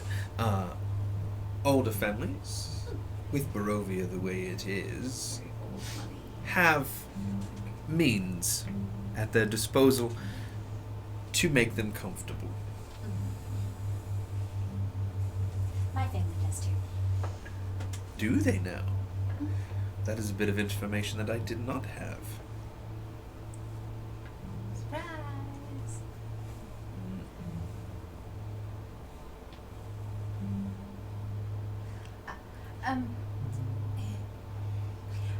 I feel like this could go a lot better if we knew what the job was. I feel like we are very apprehensive because we don't know where We just. you land with everything. And Oh, we it's- just want to know if you work for Strahd, because if you do, no way. We're a little scared of him. You have an imp. I do. I've never How met did you come across an imp? I believe that having been in Barovia for any amount of time, it's easier to believe that things like this happen here. Just happen. Just happen. Then the pawn and the imp. The imp. How do I put it? Appeared in our basement and will not leave, and has ended up being of use. What's his name? I suppose that is a very good question. I call him Imp. He has not ever said that he has a name, and he answers to it, and I have... You've never asked him his name? No. I believe dinner is ready, if you would like to make your way to the dining room. Never answers how I wanted my steak. He did. Nobody did except for me. As you all make your way to the dining room, plates have been set. There is a large slab of steak and a little bit of diced potatoes and some wine already poured around the table. As you cut into the steak, it is much rarer than you would probably want your steak to be. She digs right into hers and just begins eating, occasionally putting down the fork and glancing up to see if there are any more questions that anyone has.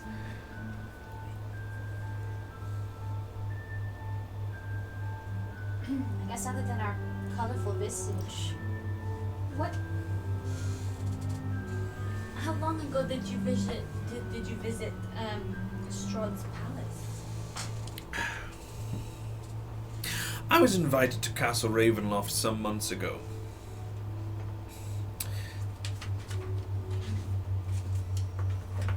And I believe that's all I'll say about it. An invitation to Castle Ravenloft is not something that most people wish. What about you? Do you wish? I accepted the invitation out of curiosity, more than anything else. I found the depths of what Castle Ravenloft has to offer surprising. I assume you met with Strahd. While there are other entities that exist in Castle Ravenloft, Lord Strahd is the only one that sends out invitations. And how did you? How would you say he is as a entity person? Your impressions Your of him? impressions. There it is. That's the word I was looking for. The stories and the lore behind Strahd von Zorovich and his family and his history are dark and exaggerated. As a person, he is remarkably charismatic for somebody of that age, remarkably lonely for as much that exists within the castle and within the land of Barovia. Strahd has many goals and many ideas, all of which are very unattainable. Do you believe it's unrealistic? There are many things about Barovia that are unrealistic, darling. However, I find some of the things he proposed were very harsh and domineering for my taste.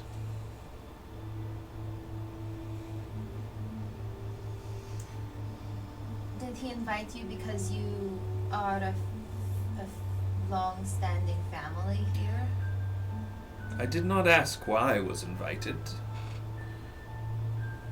Probably should have.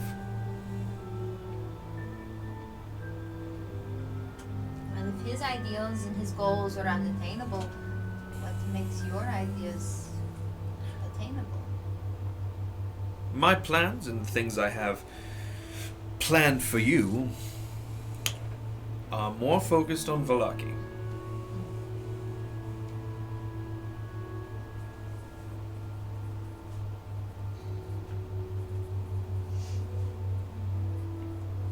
Would we be causing any harm to any of the citizens of Valaki? That's entirely up to you. I'm going to say this next bit, and I'm going to gauge your reactions. Just so we are very clear, I have not engaged you in any sort of scheme. I'm sort of testing the waters. Baron Vargas and his wife are bad for Valaki. They are bad for Barovia. And they are bad for me.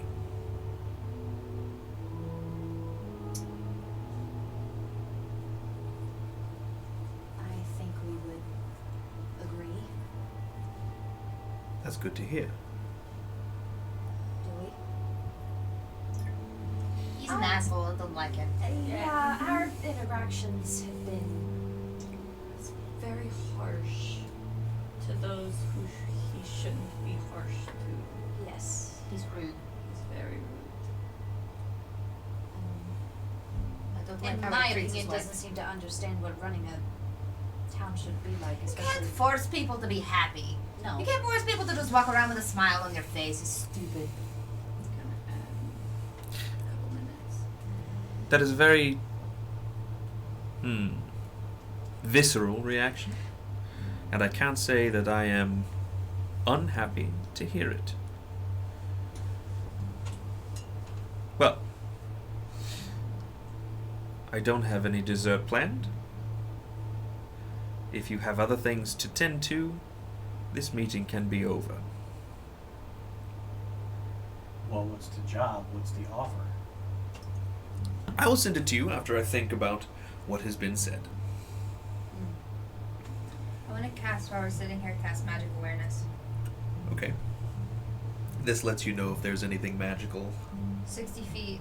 Any spell or magic item within 60 feet of me that isn't behind total cover.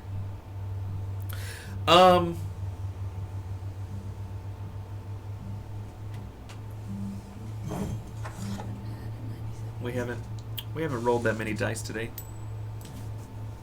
Flipped any coins. Or flipped any coins. Boy. To the best of your visual and awareness, no, there is nothing magical. That's weird. Do we want to take our actual break now? Yes, we can take our midstream break. As we end this dinner, and she sort of escorts you all out the front door, and you all are back on the streets of Alaki. We're gonna go take a quick break. We will be right back in about 10 minutes.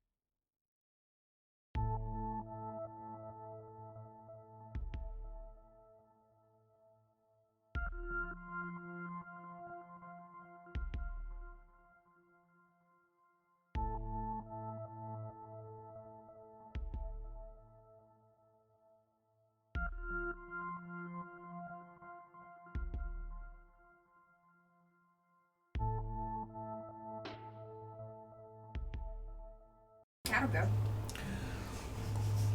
Cat's absolutely gonna We're message me back. and be like, what were you talking about? So, that dinner went well. Sure. Sure. What are we doing now, folks?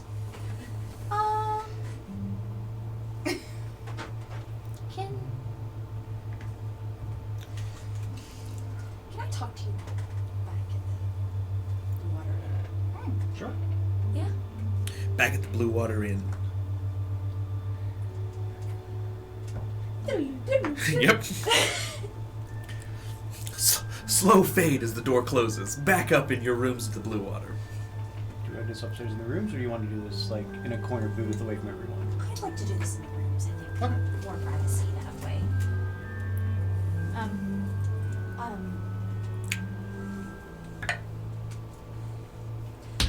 How do you all feel after that? Scared. Scared? Apprehensive, but I don't know how to say it, but I don't trust her fully, but I don't She not. most likely doesn't trust us. Yeah, but I don't like not trust her. Fetch. I mean, I'm a cynic, and I only trust the three of you, of everyone in Milwaukee. Aww. So I'm always going to be apprehensive. But in the same vein, if we didn't trust any slightly creepier off people in this area, we'd never talk or work with anyone. And at the end of the day, we have to, one, this is the first person we found that has been invited to the castle. That's what I was about to say. And yes, we might have our thoughts about her maybe working with Strahd, or at least that ran through my head at least once. I still don't fully trust her, but Through my head the You entire shivered, time. Eris, when she touched you. She was very cold. She was cold. if you maybe were wearing a shirt or something. I have some extra burlap in my sack. If you need some. Badge. It's very stylish. Listen, she said that I didn't need to be reprimanded by what I wear or feel bad about how I look to own it. So you can shut your mouth, you burlap sack.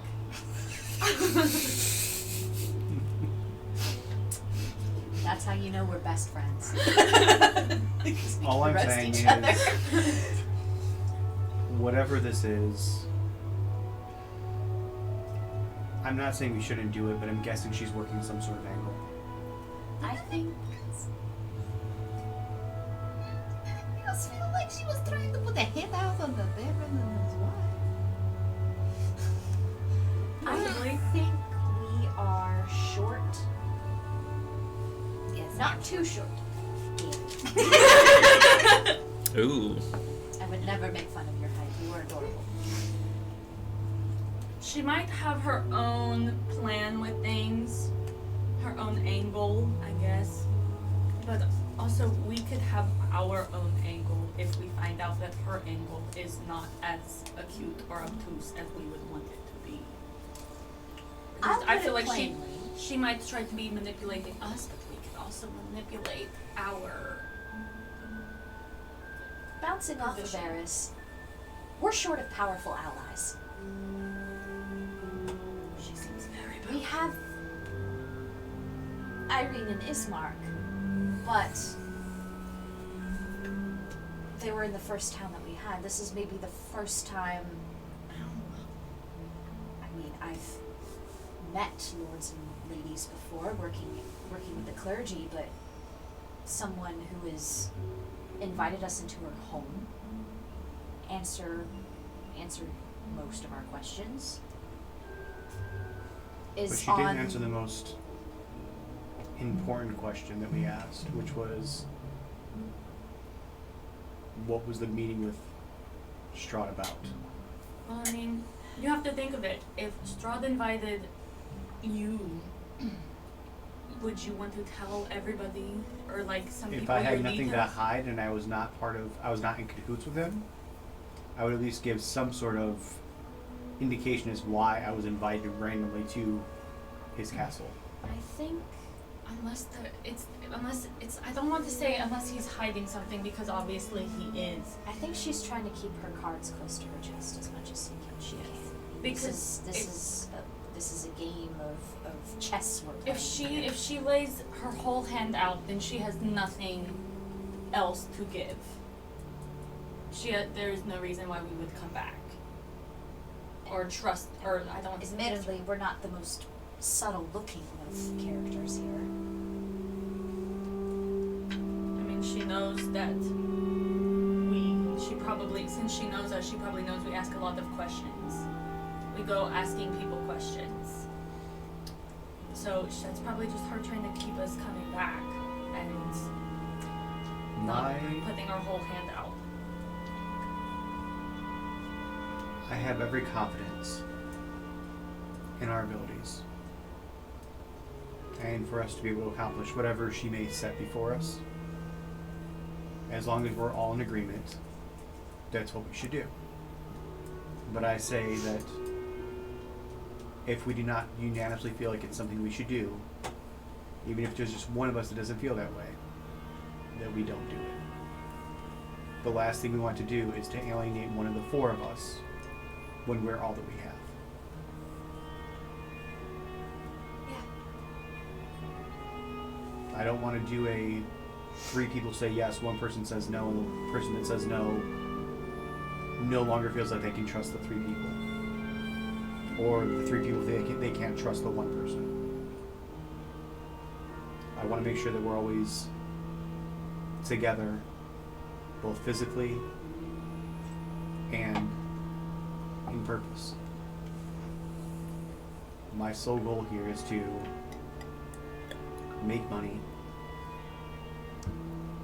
and if we can do some good along the way, then that's what we do. But it seems like we're not getting out of here until there's some sort of resolution to this very unresolved place.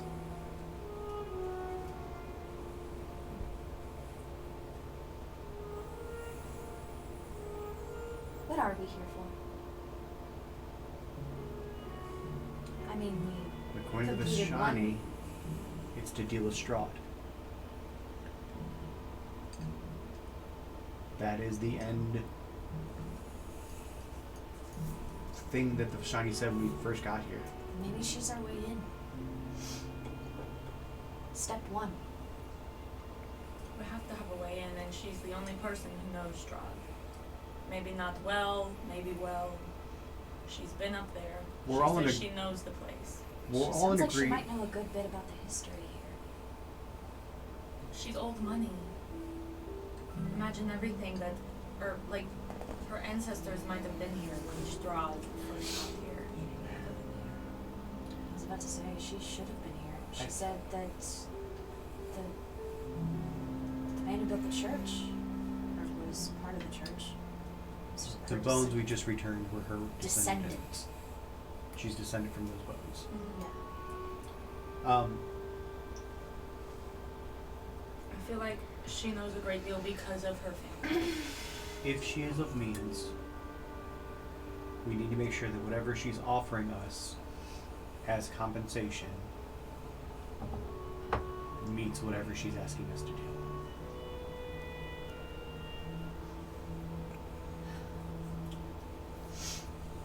Because, like it or not, money will open many doors that talking won't.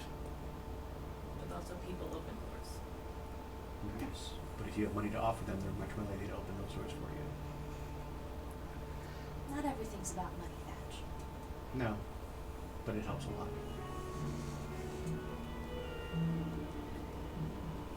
Coming from a poor farmhouse, you would say that. Slight point of order. I'm not the only one that thinks they're going to try to set me on fire tomorrow, am I? No, No. you're not. Okay. No, I'm very much thinking that somebody's gonna try to set you on fire tomorrow. The camera pans to a waning candle. as the sun rises on the next day. Derek's film directing. That's what we're doing here, folks. It's They're throwing a festival. It's day 3 in the town of Vallaki, the day of the festival. As you all wake up, there is a louder than normal, at least in your in your experience of the last 2 days staying at the Blue Water Inn. There is a bit of a commotion downstairs. In the bar area. Commotion in bar area. Yep. And as you all go down, there is a larger crowd than has been there the last 2 mornings for breakfast at the Blue Water. It is a Saturday morning. And most of the tables and bar stools are full.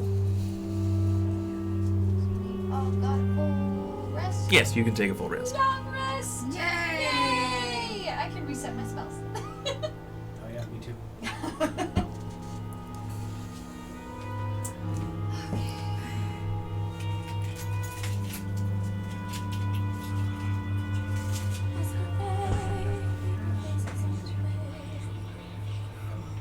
Oh, that's too much. That was creepy. That's too much. Less ambiance. Turn that slider down.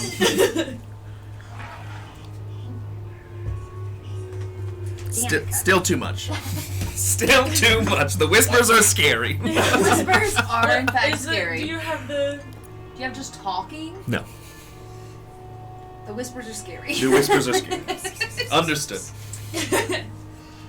Is Danica down here? Danica is busy. She's going table to table, making sure everybody's set. Sir? I'm just gonna. She says, Hey. "Good morning. We can find you. We can set you some chairs up." And she sort of gets one of her kids to go back into the kitchen and brings some extra chairs out to a table over in the corner. You will have breakfast. There is breakfast beer, water, milk. Breakfast beer. It's not beer. It's breakfast wine, milk, and water. Breakfast beer. At There's the no beer. beginning of the day today, I'd like to ritual cast augury again, Okay. so it doesn't spend more of my spell points. Getting out my bones. Asking this question. Augury. Yes. I receive an omen. Yeah, this is the Wheeler Woe Yeah. business. Wheel of woe. Okay. What question are you putting out to the universe? Will allying ourselves with Lady Fiona help us with our task? I don't think I can do this. I cast the bones. Okay.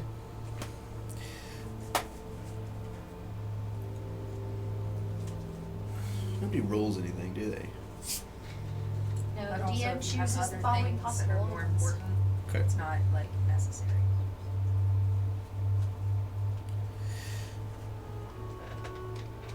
You toss your bones as everybody else is sort of leaving their rooms. And you sort of do it in private. I think you got the feeling, just like that tickle in the back of your head that says, I'm uncertain. Let me do what I can to try and ease my fears or whatever, my hesitance. Reticence is the word I was looking for. And nothing happens for a minute. And then you're a little confused before you feel something in the back of your, just the back of your consciousness just the feeling that you're being watched, This makes me feel nervous. and it makes you sad and a little scared.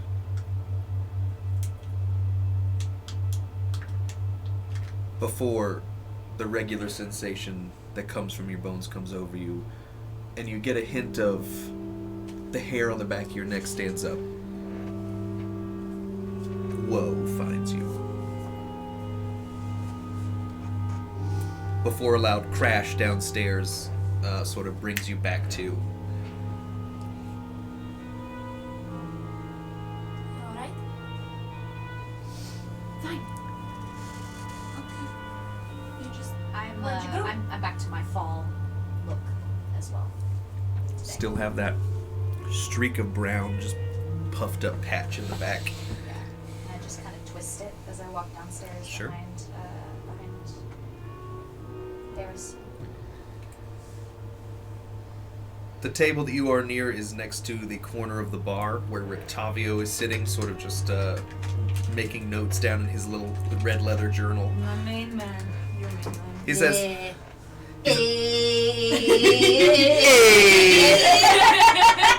"Good morning, friends. It's good to see you. Exciting days. Yes, very. Happy Sure, festival sure. day. Yes, you all are going to the festival. Yes, of you- course you Happy are. festival. Oh yes, you told me, the king of the festival. Yeah. I'm gonna be set up somewhere around town. It's a nice wicker pumpkin that they've put together out there. Mm-hmm. I'm excited to see what they decide to do with We it. helped with some of the decorations. Oh, interesting. Keep a lookout for like the prettiest bow ever. Uh-huh. Oh, He's okay. gonna be on his float. Sure. There's a whole float involved. It's a big affair here. I think. You know, I've been speaking to people. He starts to get some hushed tones and he sort of leans over. He says, "The people of this town don't seem very excited about this festival." I think they have lots of festivals. It's a lot of festivals all the time. It's like it happens all the time, so I feel like there's not really excitement. And then the whole flyer thing is a little off-putting. Something about children and being required and then smiles and such. It's just that the whole thing is a little, questionable if you ask me. We don't trust it. Oh, well, good to know that there are like minds, sitting in this bar. It's awful cramped this morning. It is. But I'm very happy for Danica and her getting the business. She's a very nice lady. Yes. She says, "Well, I appreciate you very much." She tosses some biscuits on the table. Are Arena and Ismark amongst? them. Yeah, we Yeah. haven't seen them in a day. No, they are not. They are not amongst the people. But if you ask Rictavio, he says, "Oh yes, I saw your friends. They ate quickly, and they said they were going out to meet someone and care for some children or something. I don't know." That makes sense. That's what they say. That's good. So you said you don't know what they're doing with the wicker pumpkin? Well, no, I do know what they're gonna do with it. Oh, They're I gonna thought set you- it on fire. I'm Yes. excited to see what happens. What happens? You said you didn't know Especially what's since the happening. weather doesn't seem to be cooperating with the festival this Oh, I haven't morning. seen us.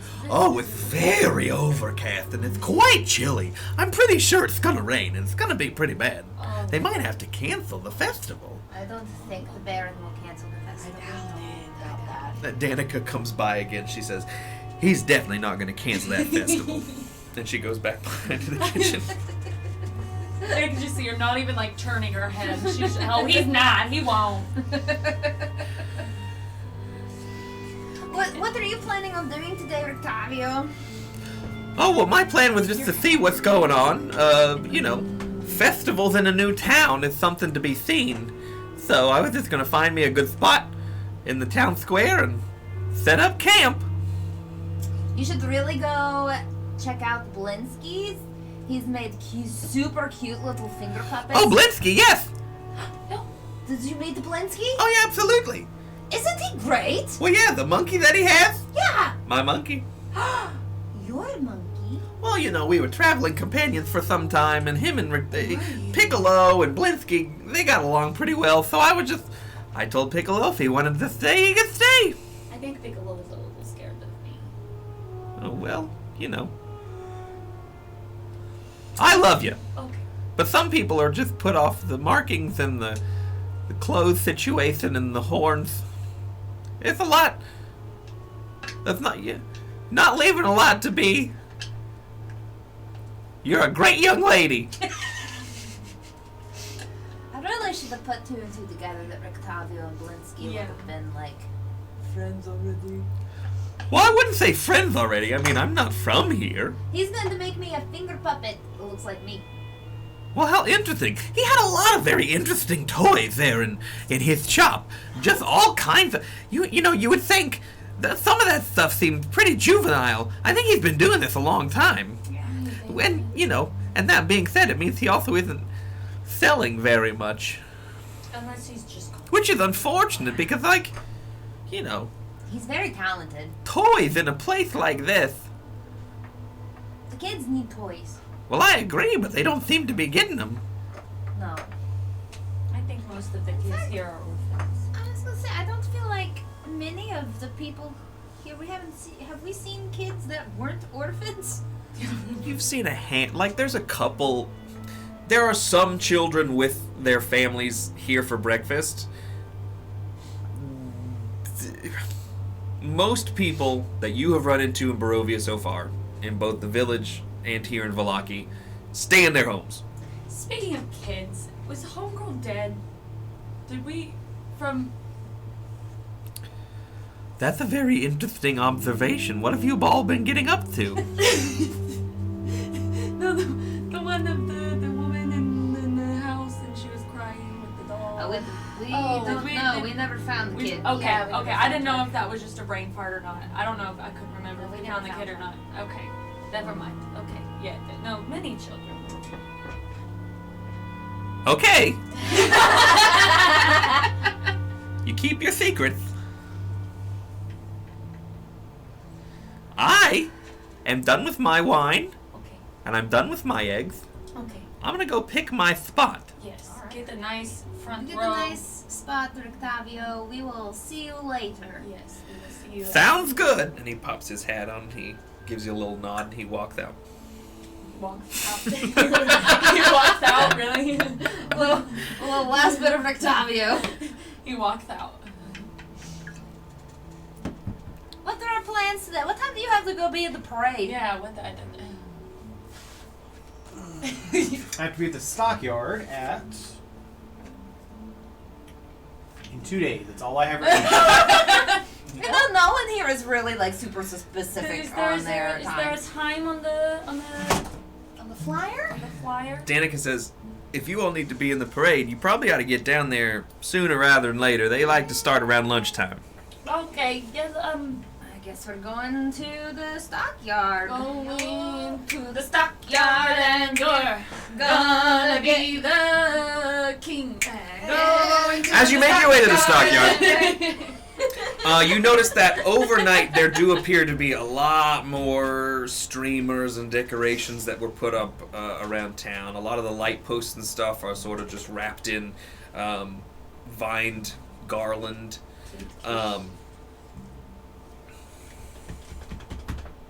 Passive perception of 15 and 16 this side of the table. Heyo. When you all get around the town square where the big wicker pumpkin is, you do notice that on a lamppost that seems to be a little bit... It looks like someone has not shattered the actual like lantern on top of the post, and it's sort of sitting off askew. And sort of underneath that is a very familiar bow that seems to be meshed in with some other ivy and vine. That's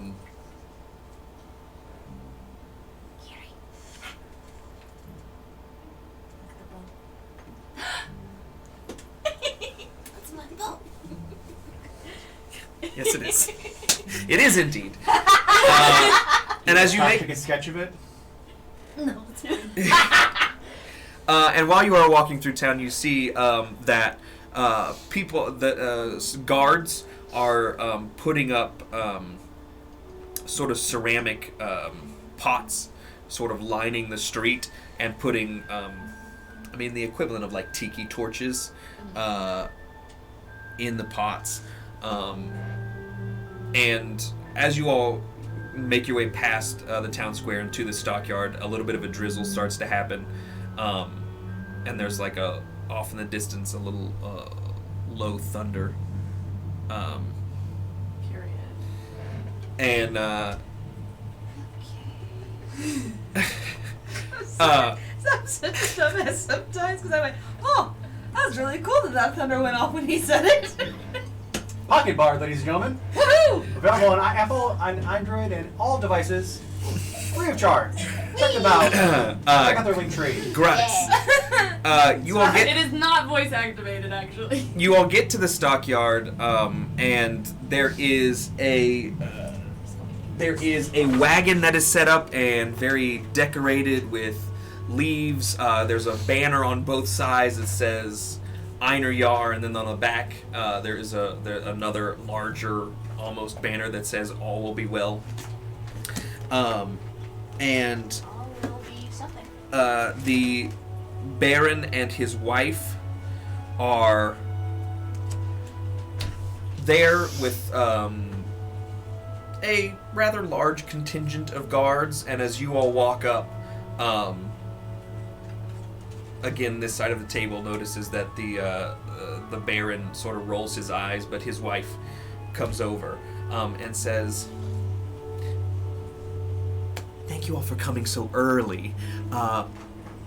Would you all like to walk in the parade as well, alongside the horses? We really hadn't planned for it, but we do have your throne set up." And she gestures to the very top of this wooden wagon, where there is the same chair that they were decorating, all covered in ivy, sort of spread, almost like a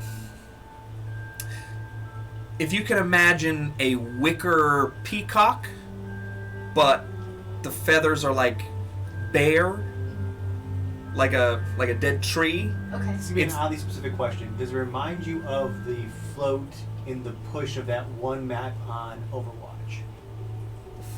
That one. Oh, Esperanza. Can I tell you? You've never noticed it's a peacock? It is okay. Now I remember.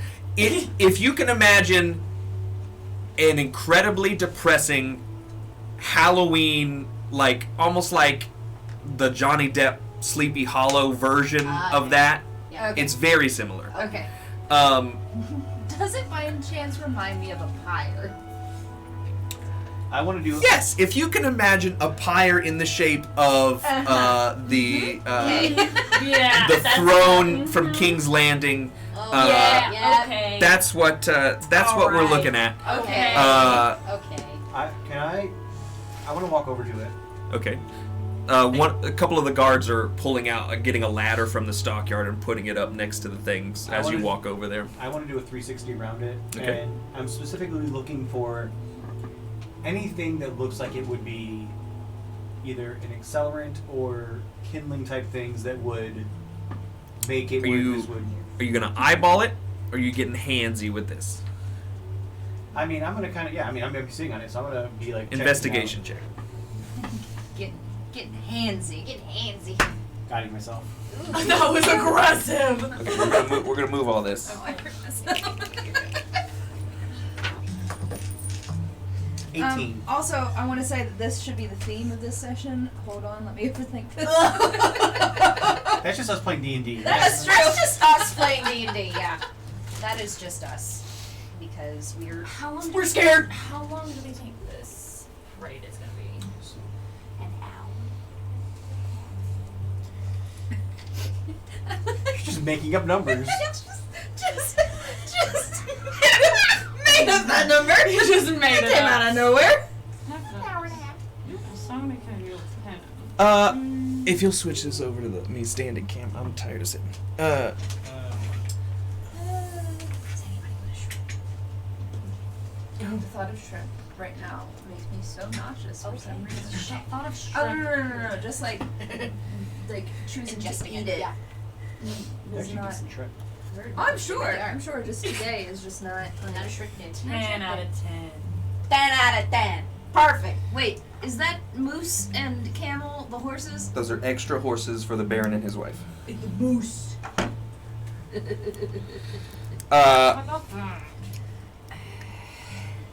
Well, we were. I don't think we were planning on walking in. Did you do your investigation check? Okay.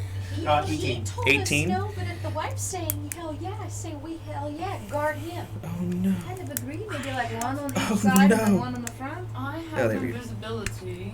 I can okay. I was about to say I can I turn have somebody some invisible, invisibility. have them up with you. Okay, 18. As you do your investigate, there's no accelerants.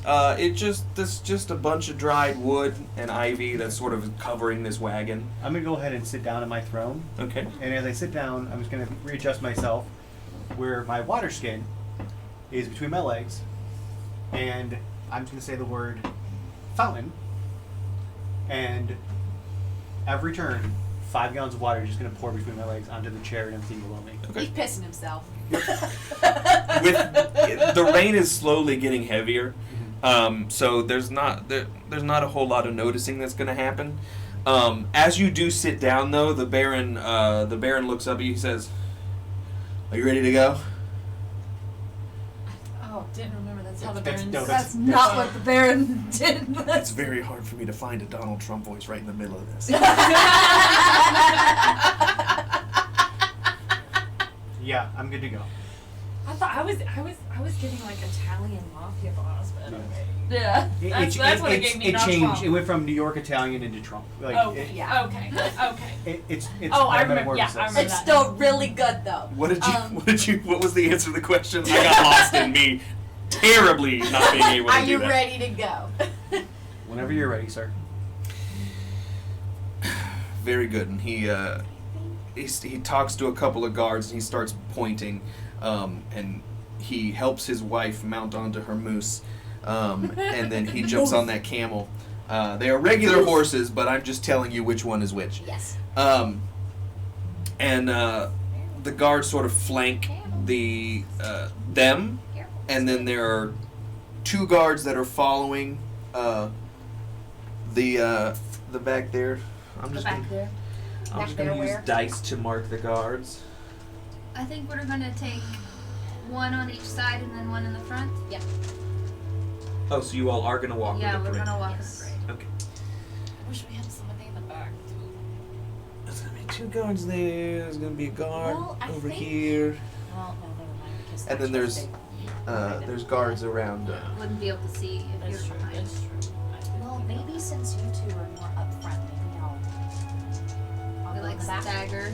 Yeah, you got if you guys are sort of like Like- one a little bit more forward and one a little bit more back. Well, you all place you all where you want to go. I could be. Am I standing up like that? You want to go left or right, Iris? The camel doesn't want to stand up. Right. And then there's 4 guards sort of flanking I take the maybe two Baron and right? Baroness. So 7 guards. 7 guards total, yeah. There's guards there, so I can either be here or here, wherever you want me. I would say Baron- just be. I The would be. Baron's up here, right? Be on the They're same side riding as on the Eris, horses. Yeah. and just be like walking beside me. Yeah. So like that way you're not behind it. So Yes. we still have like. Yeah, still have eyes on the back, but I'm just But behind. we can still see each other. Yeah, I'm just a little bit behind Gary. Uh, Well, I'd since be there's a on guard, the side with since there's Eris, a though. guard right here, Yeah, I'd be on the how side with about Eris. I go Okay. over here? Yeah. Okay. Yeah. And then for I don't Gary, care to sort be in of the center. Yeah. in the middle. Right yeah. there. Since there's a guard right here, and Yeah, I'll just stick toward the back corner. You're walking with my. Okay. Gary's very excited to be in this parade. I'm very excited for Gary. Like Willow is did you just do grinning something from to ear to your ear. hair? It looks different today. after about 10-15 minutes, the Baron sort of does a little whip on his horse, and they start going, and they get about 50-60 yards ahead, before they turn down this road, beside the stockyard, down past the coffin maker shop, Okay. and then around to the gate that you all first From? arrived at Yeah. Valaki. And they could have started the parade from the stockyard, Right. and instead decided to get the extra about 100 yards Yeah, just parade there. from the start. Okay. That Af- sounds about right. After they got about 50, 60 yards ahead, the guard that's leading the horses starts you all off. Behind the wall at Disney World. And, What all's in this parade? Is it just the Baron and then us? correct. Wow. Alright. Definitely gonna go up in flames, man. Not with this water. We hope. You all get to the gate. The Baron looks back and he sort of gives you all a scowl. Before I'll just say she says we could. starting off again.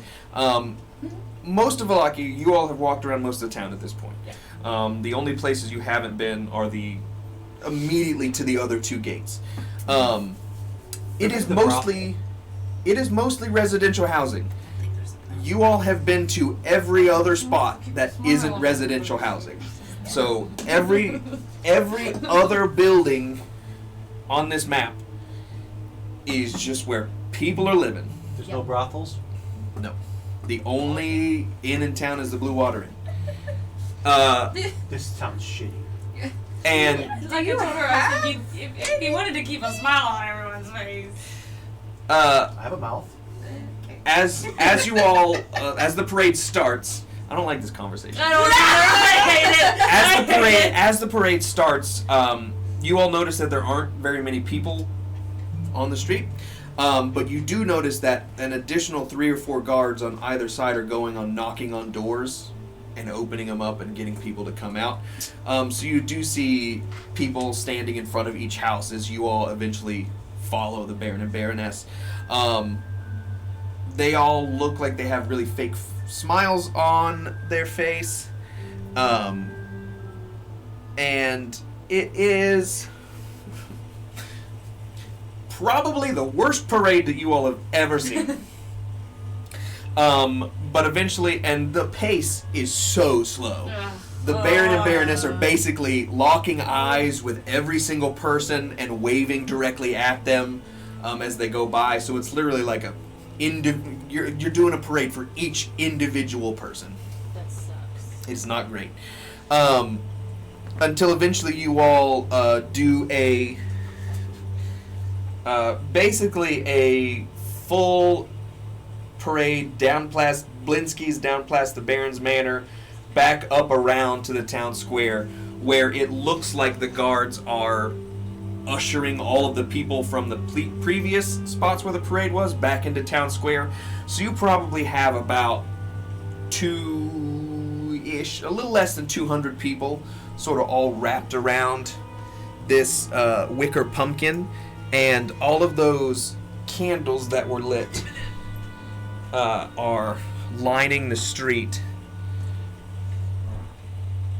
Now, We should probably put this away. A light. Start getting crusty. Where's the lid? The lid. The lid. do you all want to have done anything during the parade?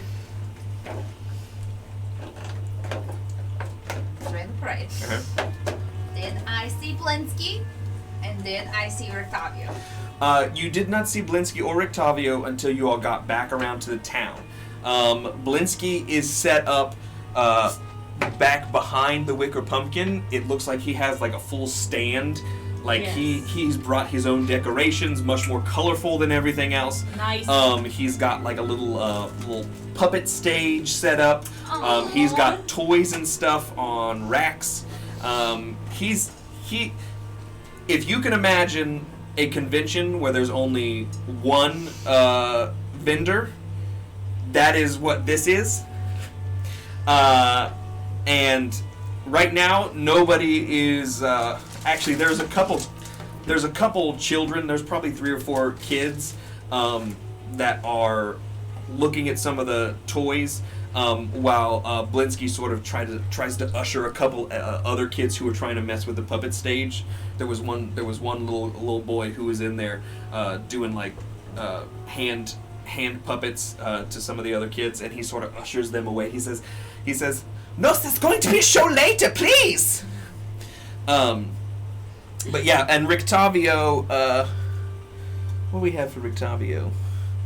This is not Strahd von Zorvich, this is Rictavio. Is sort of set up right over here next to the wicker pumpkin, next to one of the torches. Can he see me? Like, can I see him and he see me? Yeah. Okay, so when we get closer and I see Rictavio, since I don't think I can really see Blinsky, I just... He said he had brought a chair from the Blue Water Inn, and he stands up and he starts clapping and he waves back. The Baroness sort of gets a bigger smile on her face, and she does one of the graceful waves, thinking that he's waving to her, and then he just fully ignores her and starts waving at you. Eventually, the Baron and Baroness. I do not trust what's about to happen. Yeah. I'm actually more DM, scared of this than I was of the woman. Can I keep an eye out for any of our leftover friends from yesterday's escapades? The vampire spawn? Yeah. Yeah, absolutely. you can. Since it's raining. Yeah, you And absolutely cloudy. Alright, yeah. I'm Roll a keeping, I'm perception keeping check for me. my eye out for vampires. can. Let's say Rictavio was over here. They get up on a stage that's sort of set up in front of the wicker pumpkin, and the guard that's pulling your horses, Stephen, comes to a stop. I want you to make a performance check. Well, how are you? What are you doing up on top of this chair? That.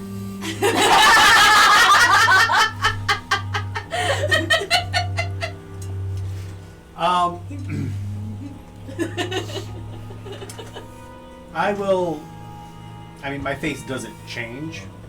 Well, I mean, it has like that, almost like that creepy smile at all times. Yep.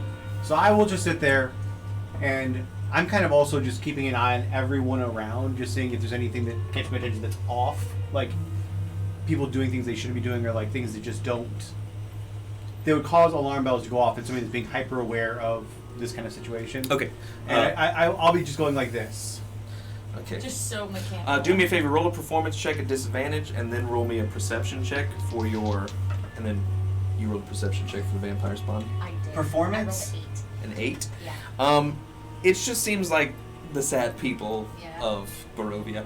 Yeah, I think Sad- I'm just distracted by like the sad, happy. Yeah. Sad eyes, forced smiles. Yeah, I'm thinking we happy few faces. So- Yeah. just- Well, it's not that bad. Performance is 9.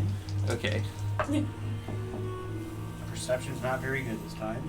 8 plus 6 is 14. Several times throughout the journey, while you're keeping an eye out, you notice that the Baron does keep sort of looking back at you with a very disapproving look. But then as soon as he locks eyes with one of the citizens, the smile comes back on and he starts putting on the charm again. But as far as keeping an eye out, you don't see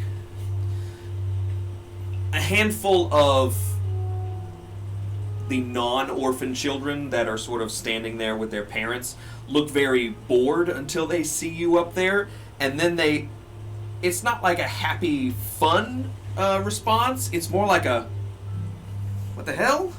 That's something I've never seen before. But people tell me that scarecrows are scary, but this one's kind of waving.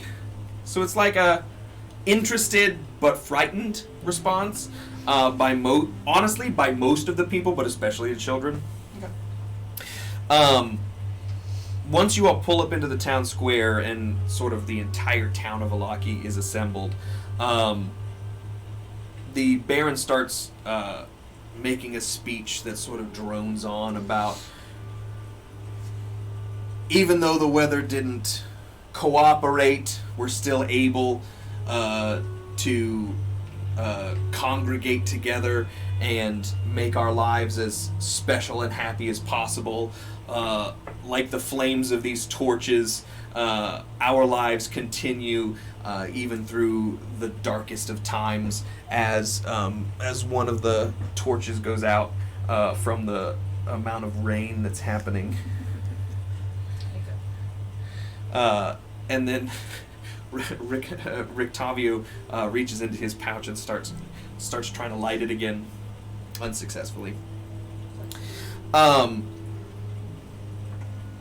Baron talks for a very, very long time before eventually he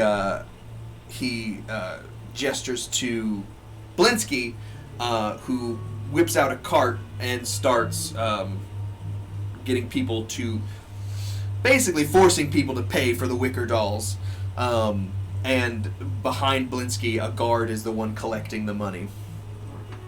The guards, as this is happening, the already forced crowd is forced even further in to, now we're just sort of circling this wicker pumpkin. And as the Baron sort of drolls on, one of the guards comes up with one of these torches and lights the mouth of the pumpkin. And even through all of the rain and everything, eventually the fire spreads into the jack-o'-lantern's smile and into the eyes before eventually the whole thing is ablaze. And eventually the Baron says, come and throw your fucking... He doesn't say fucking. I got two. I apologize. Ignore me. He says, come and throw your wicker dolls and your cares and your woes and everything that keeps you down. Discard your frowns, set them ablaze, and send it to the heavens. All will be well. Valaki loves you. I love you. Be happy. Before he grabs one of the dolls from a child that's standing real close, and he hands it to his wife, and she sort of whispers to it, and then gently tosses it into the pumpkin, and then you just see a sort of line form as people come up to the platform and start just tossing these things in. And after about 15-20 people come through here, the Baron says, "Oh, and a round of applause for the king of our festival." Some of you may have noticed our new friends who are joining us. They've been a joy to have in town, colorful new faces. Come, king! Throw yourself into the fire. And one of the guards brings the ladder back next to you. I climb down. Sure. I- have the little thingies. Hmm? We all have the little thingies. Yeah. Winsky gave us. I walk up. Like, are the guards still... Like, where is he? Like, where's everybody at? The Baron and Baroness are standing here, and sort of people are sort of just doing a line between the guards and them. Yeet your little one. I pull out the little wicker thing I was given the day before, and I throw it into the fire. Sure. The Baron, he comes up close to you and he says, "Very good. Why don't you stay up here with us? I'm good with my friends. Thank you. They'll join you." And the guards start escorting you guys up to the stage. Cool.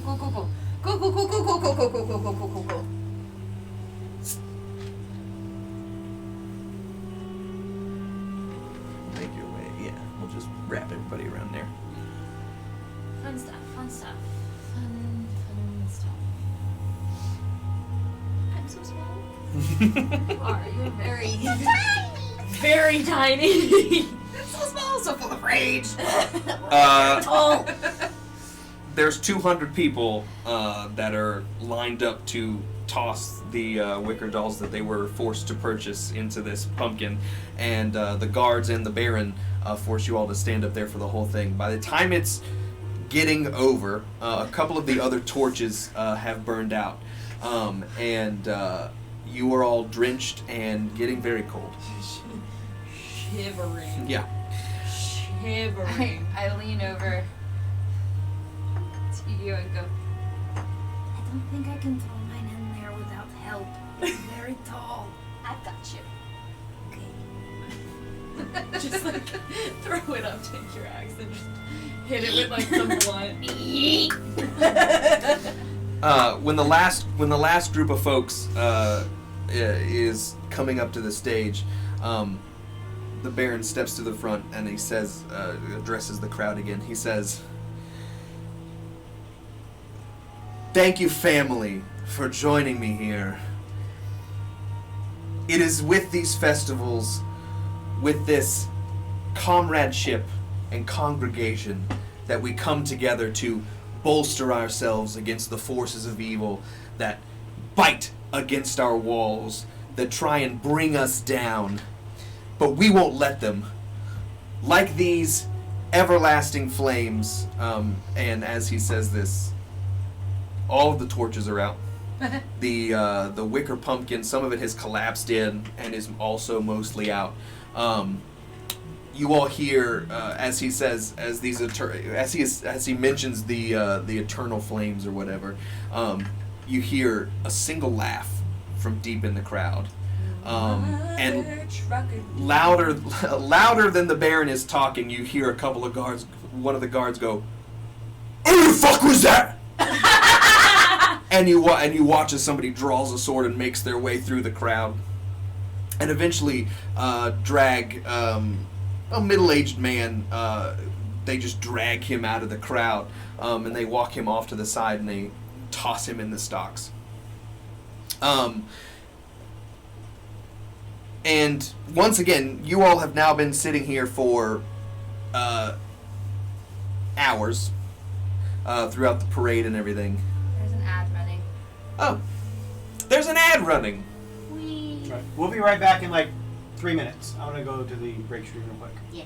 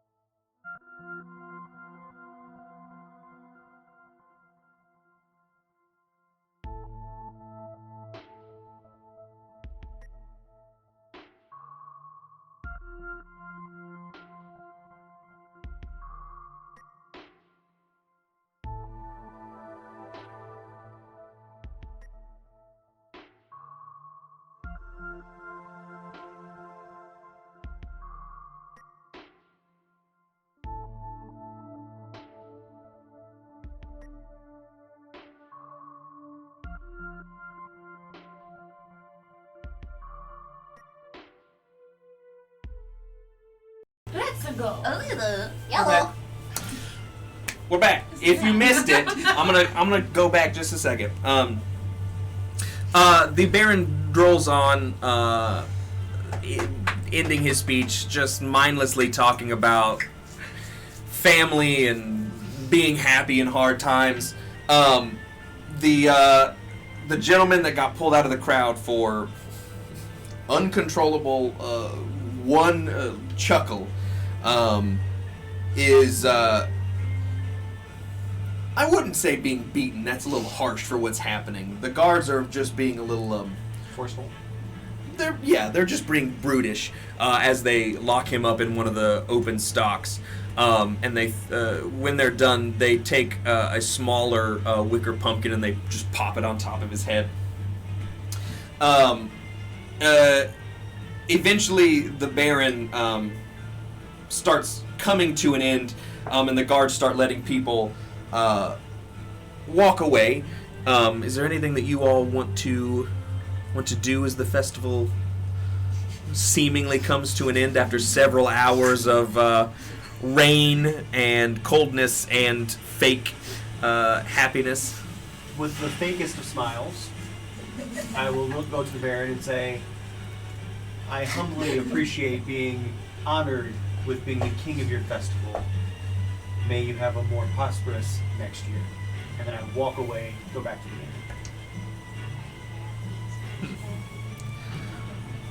Baron. Well, as you walk away, he looks at you. He says, "For however reluctant you are, you made these people's day, and I appreciate that more than I'll ever be able to say to you in words." You can always say it to me in coin, and I say over my shoulder every time. He says it louder than he means to, but he wants to make sure you hear as you are fully exiting the stage. He says, "The sooner you're out of my town, the better." And right as he does that, there's a bolt of lightning hits deeper in town, and you hear from the other side of town, you hear a couple screams, and some of the crowd starts to disperse, sort of running in this direction. Like towards where the lightning just struck, or You saw. You saw the crowd sort of leaving in every direction, and some of the people that had started going that way are now running this way. And from one of the roofs of one of the smaller houses, leaping into the town square, you see a large six-legged beast with tentacles jump on top of the wagon that you were sitting on, and sort of just does a large roar as some of the guards whip out their weapons. And in the middle of this rain, in the middle of this thunder, as a wicker pumpkin is sort of fizzling out, several screams, civilians running around, a large displacer beast makes itself known, and with out of the lightning. It came from the lightning. came from the other direction, the opposite direction of the lightning. Oh, okay. Lightning beast. Yes. You all are standing on a stage with the Baron, the Baroness. There are 7 or 8 guards standing around, unlit torches, and we're gonna call it for Chapter 9 You're kidding. of Curse of Strahd. Wait, I was ready. It's 10:15. Damn it! welcome to D&D. Well, also, maybe I was ready to make the Baron fart. Okay. And I'm ready to make him poop. Make him poop fall out of his pants. Okay. But your freaking lightning had interrupted. What did I tell you? If you want to do something, you gotta tell me you want to do it. He went up to the Baron and was gonna be like, You left! You fucking left! You're gone. The party was over! You're gone. No, I was walking away. Okay. Well, listen. He went to go. And as soon as the Baron was gonna stop finishing, talk to him, whatever. I was gonna do it, and she was gonna follow up, but your lightning ass had to come in and be like, boom, beast. This was a very dull episode. For who? I You? mean, just I in was terms too, of I rolling was dice, we shaking. didn't roll that many dice. Oh no, we role played in a role playing game. Oh no! What are we going to do? We will be back in 2 weeks for Curse of Strahd Chapter 10, where we find out what the fuck is going on. Wait, what is 2 weeks? What the fuck is going The weeks. 6th. The 6th. The 6th. February the 6th. February 6th. The last Monday. Well- You're not.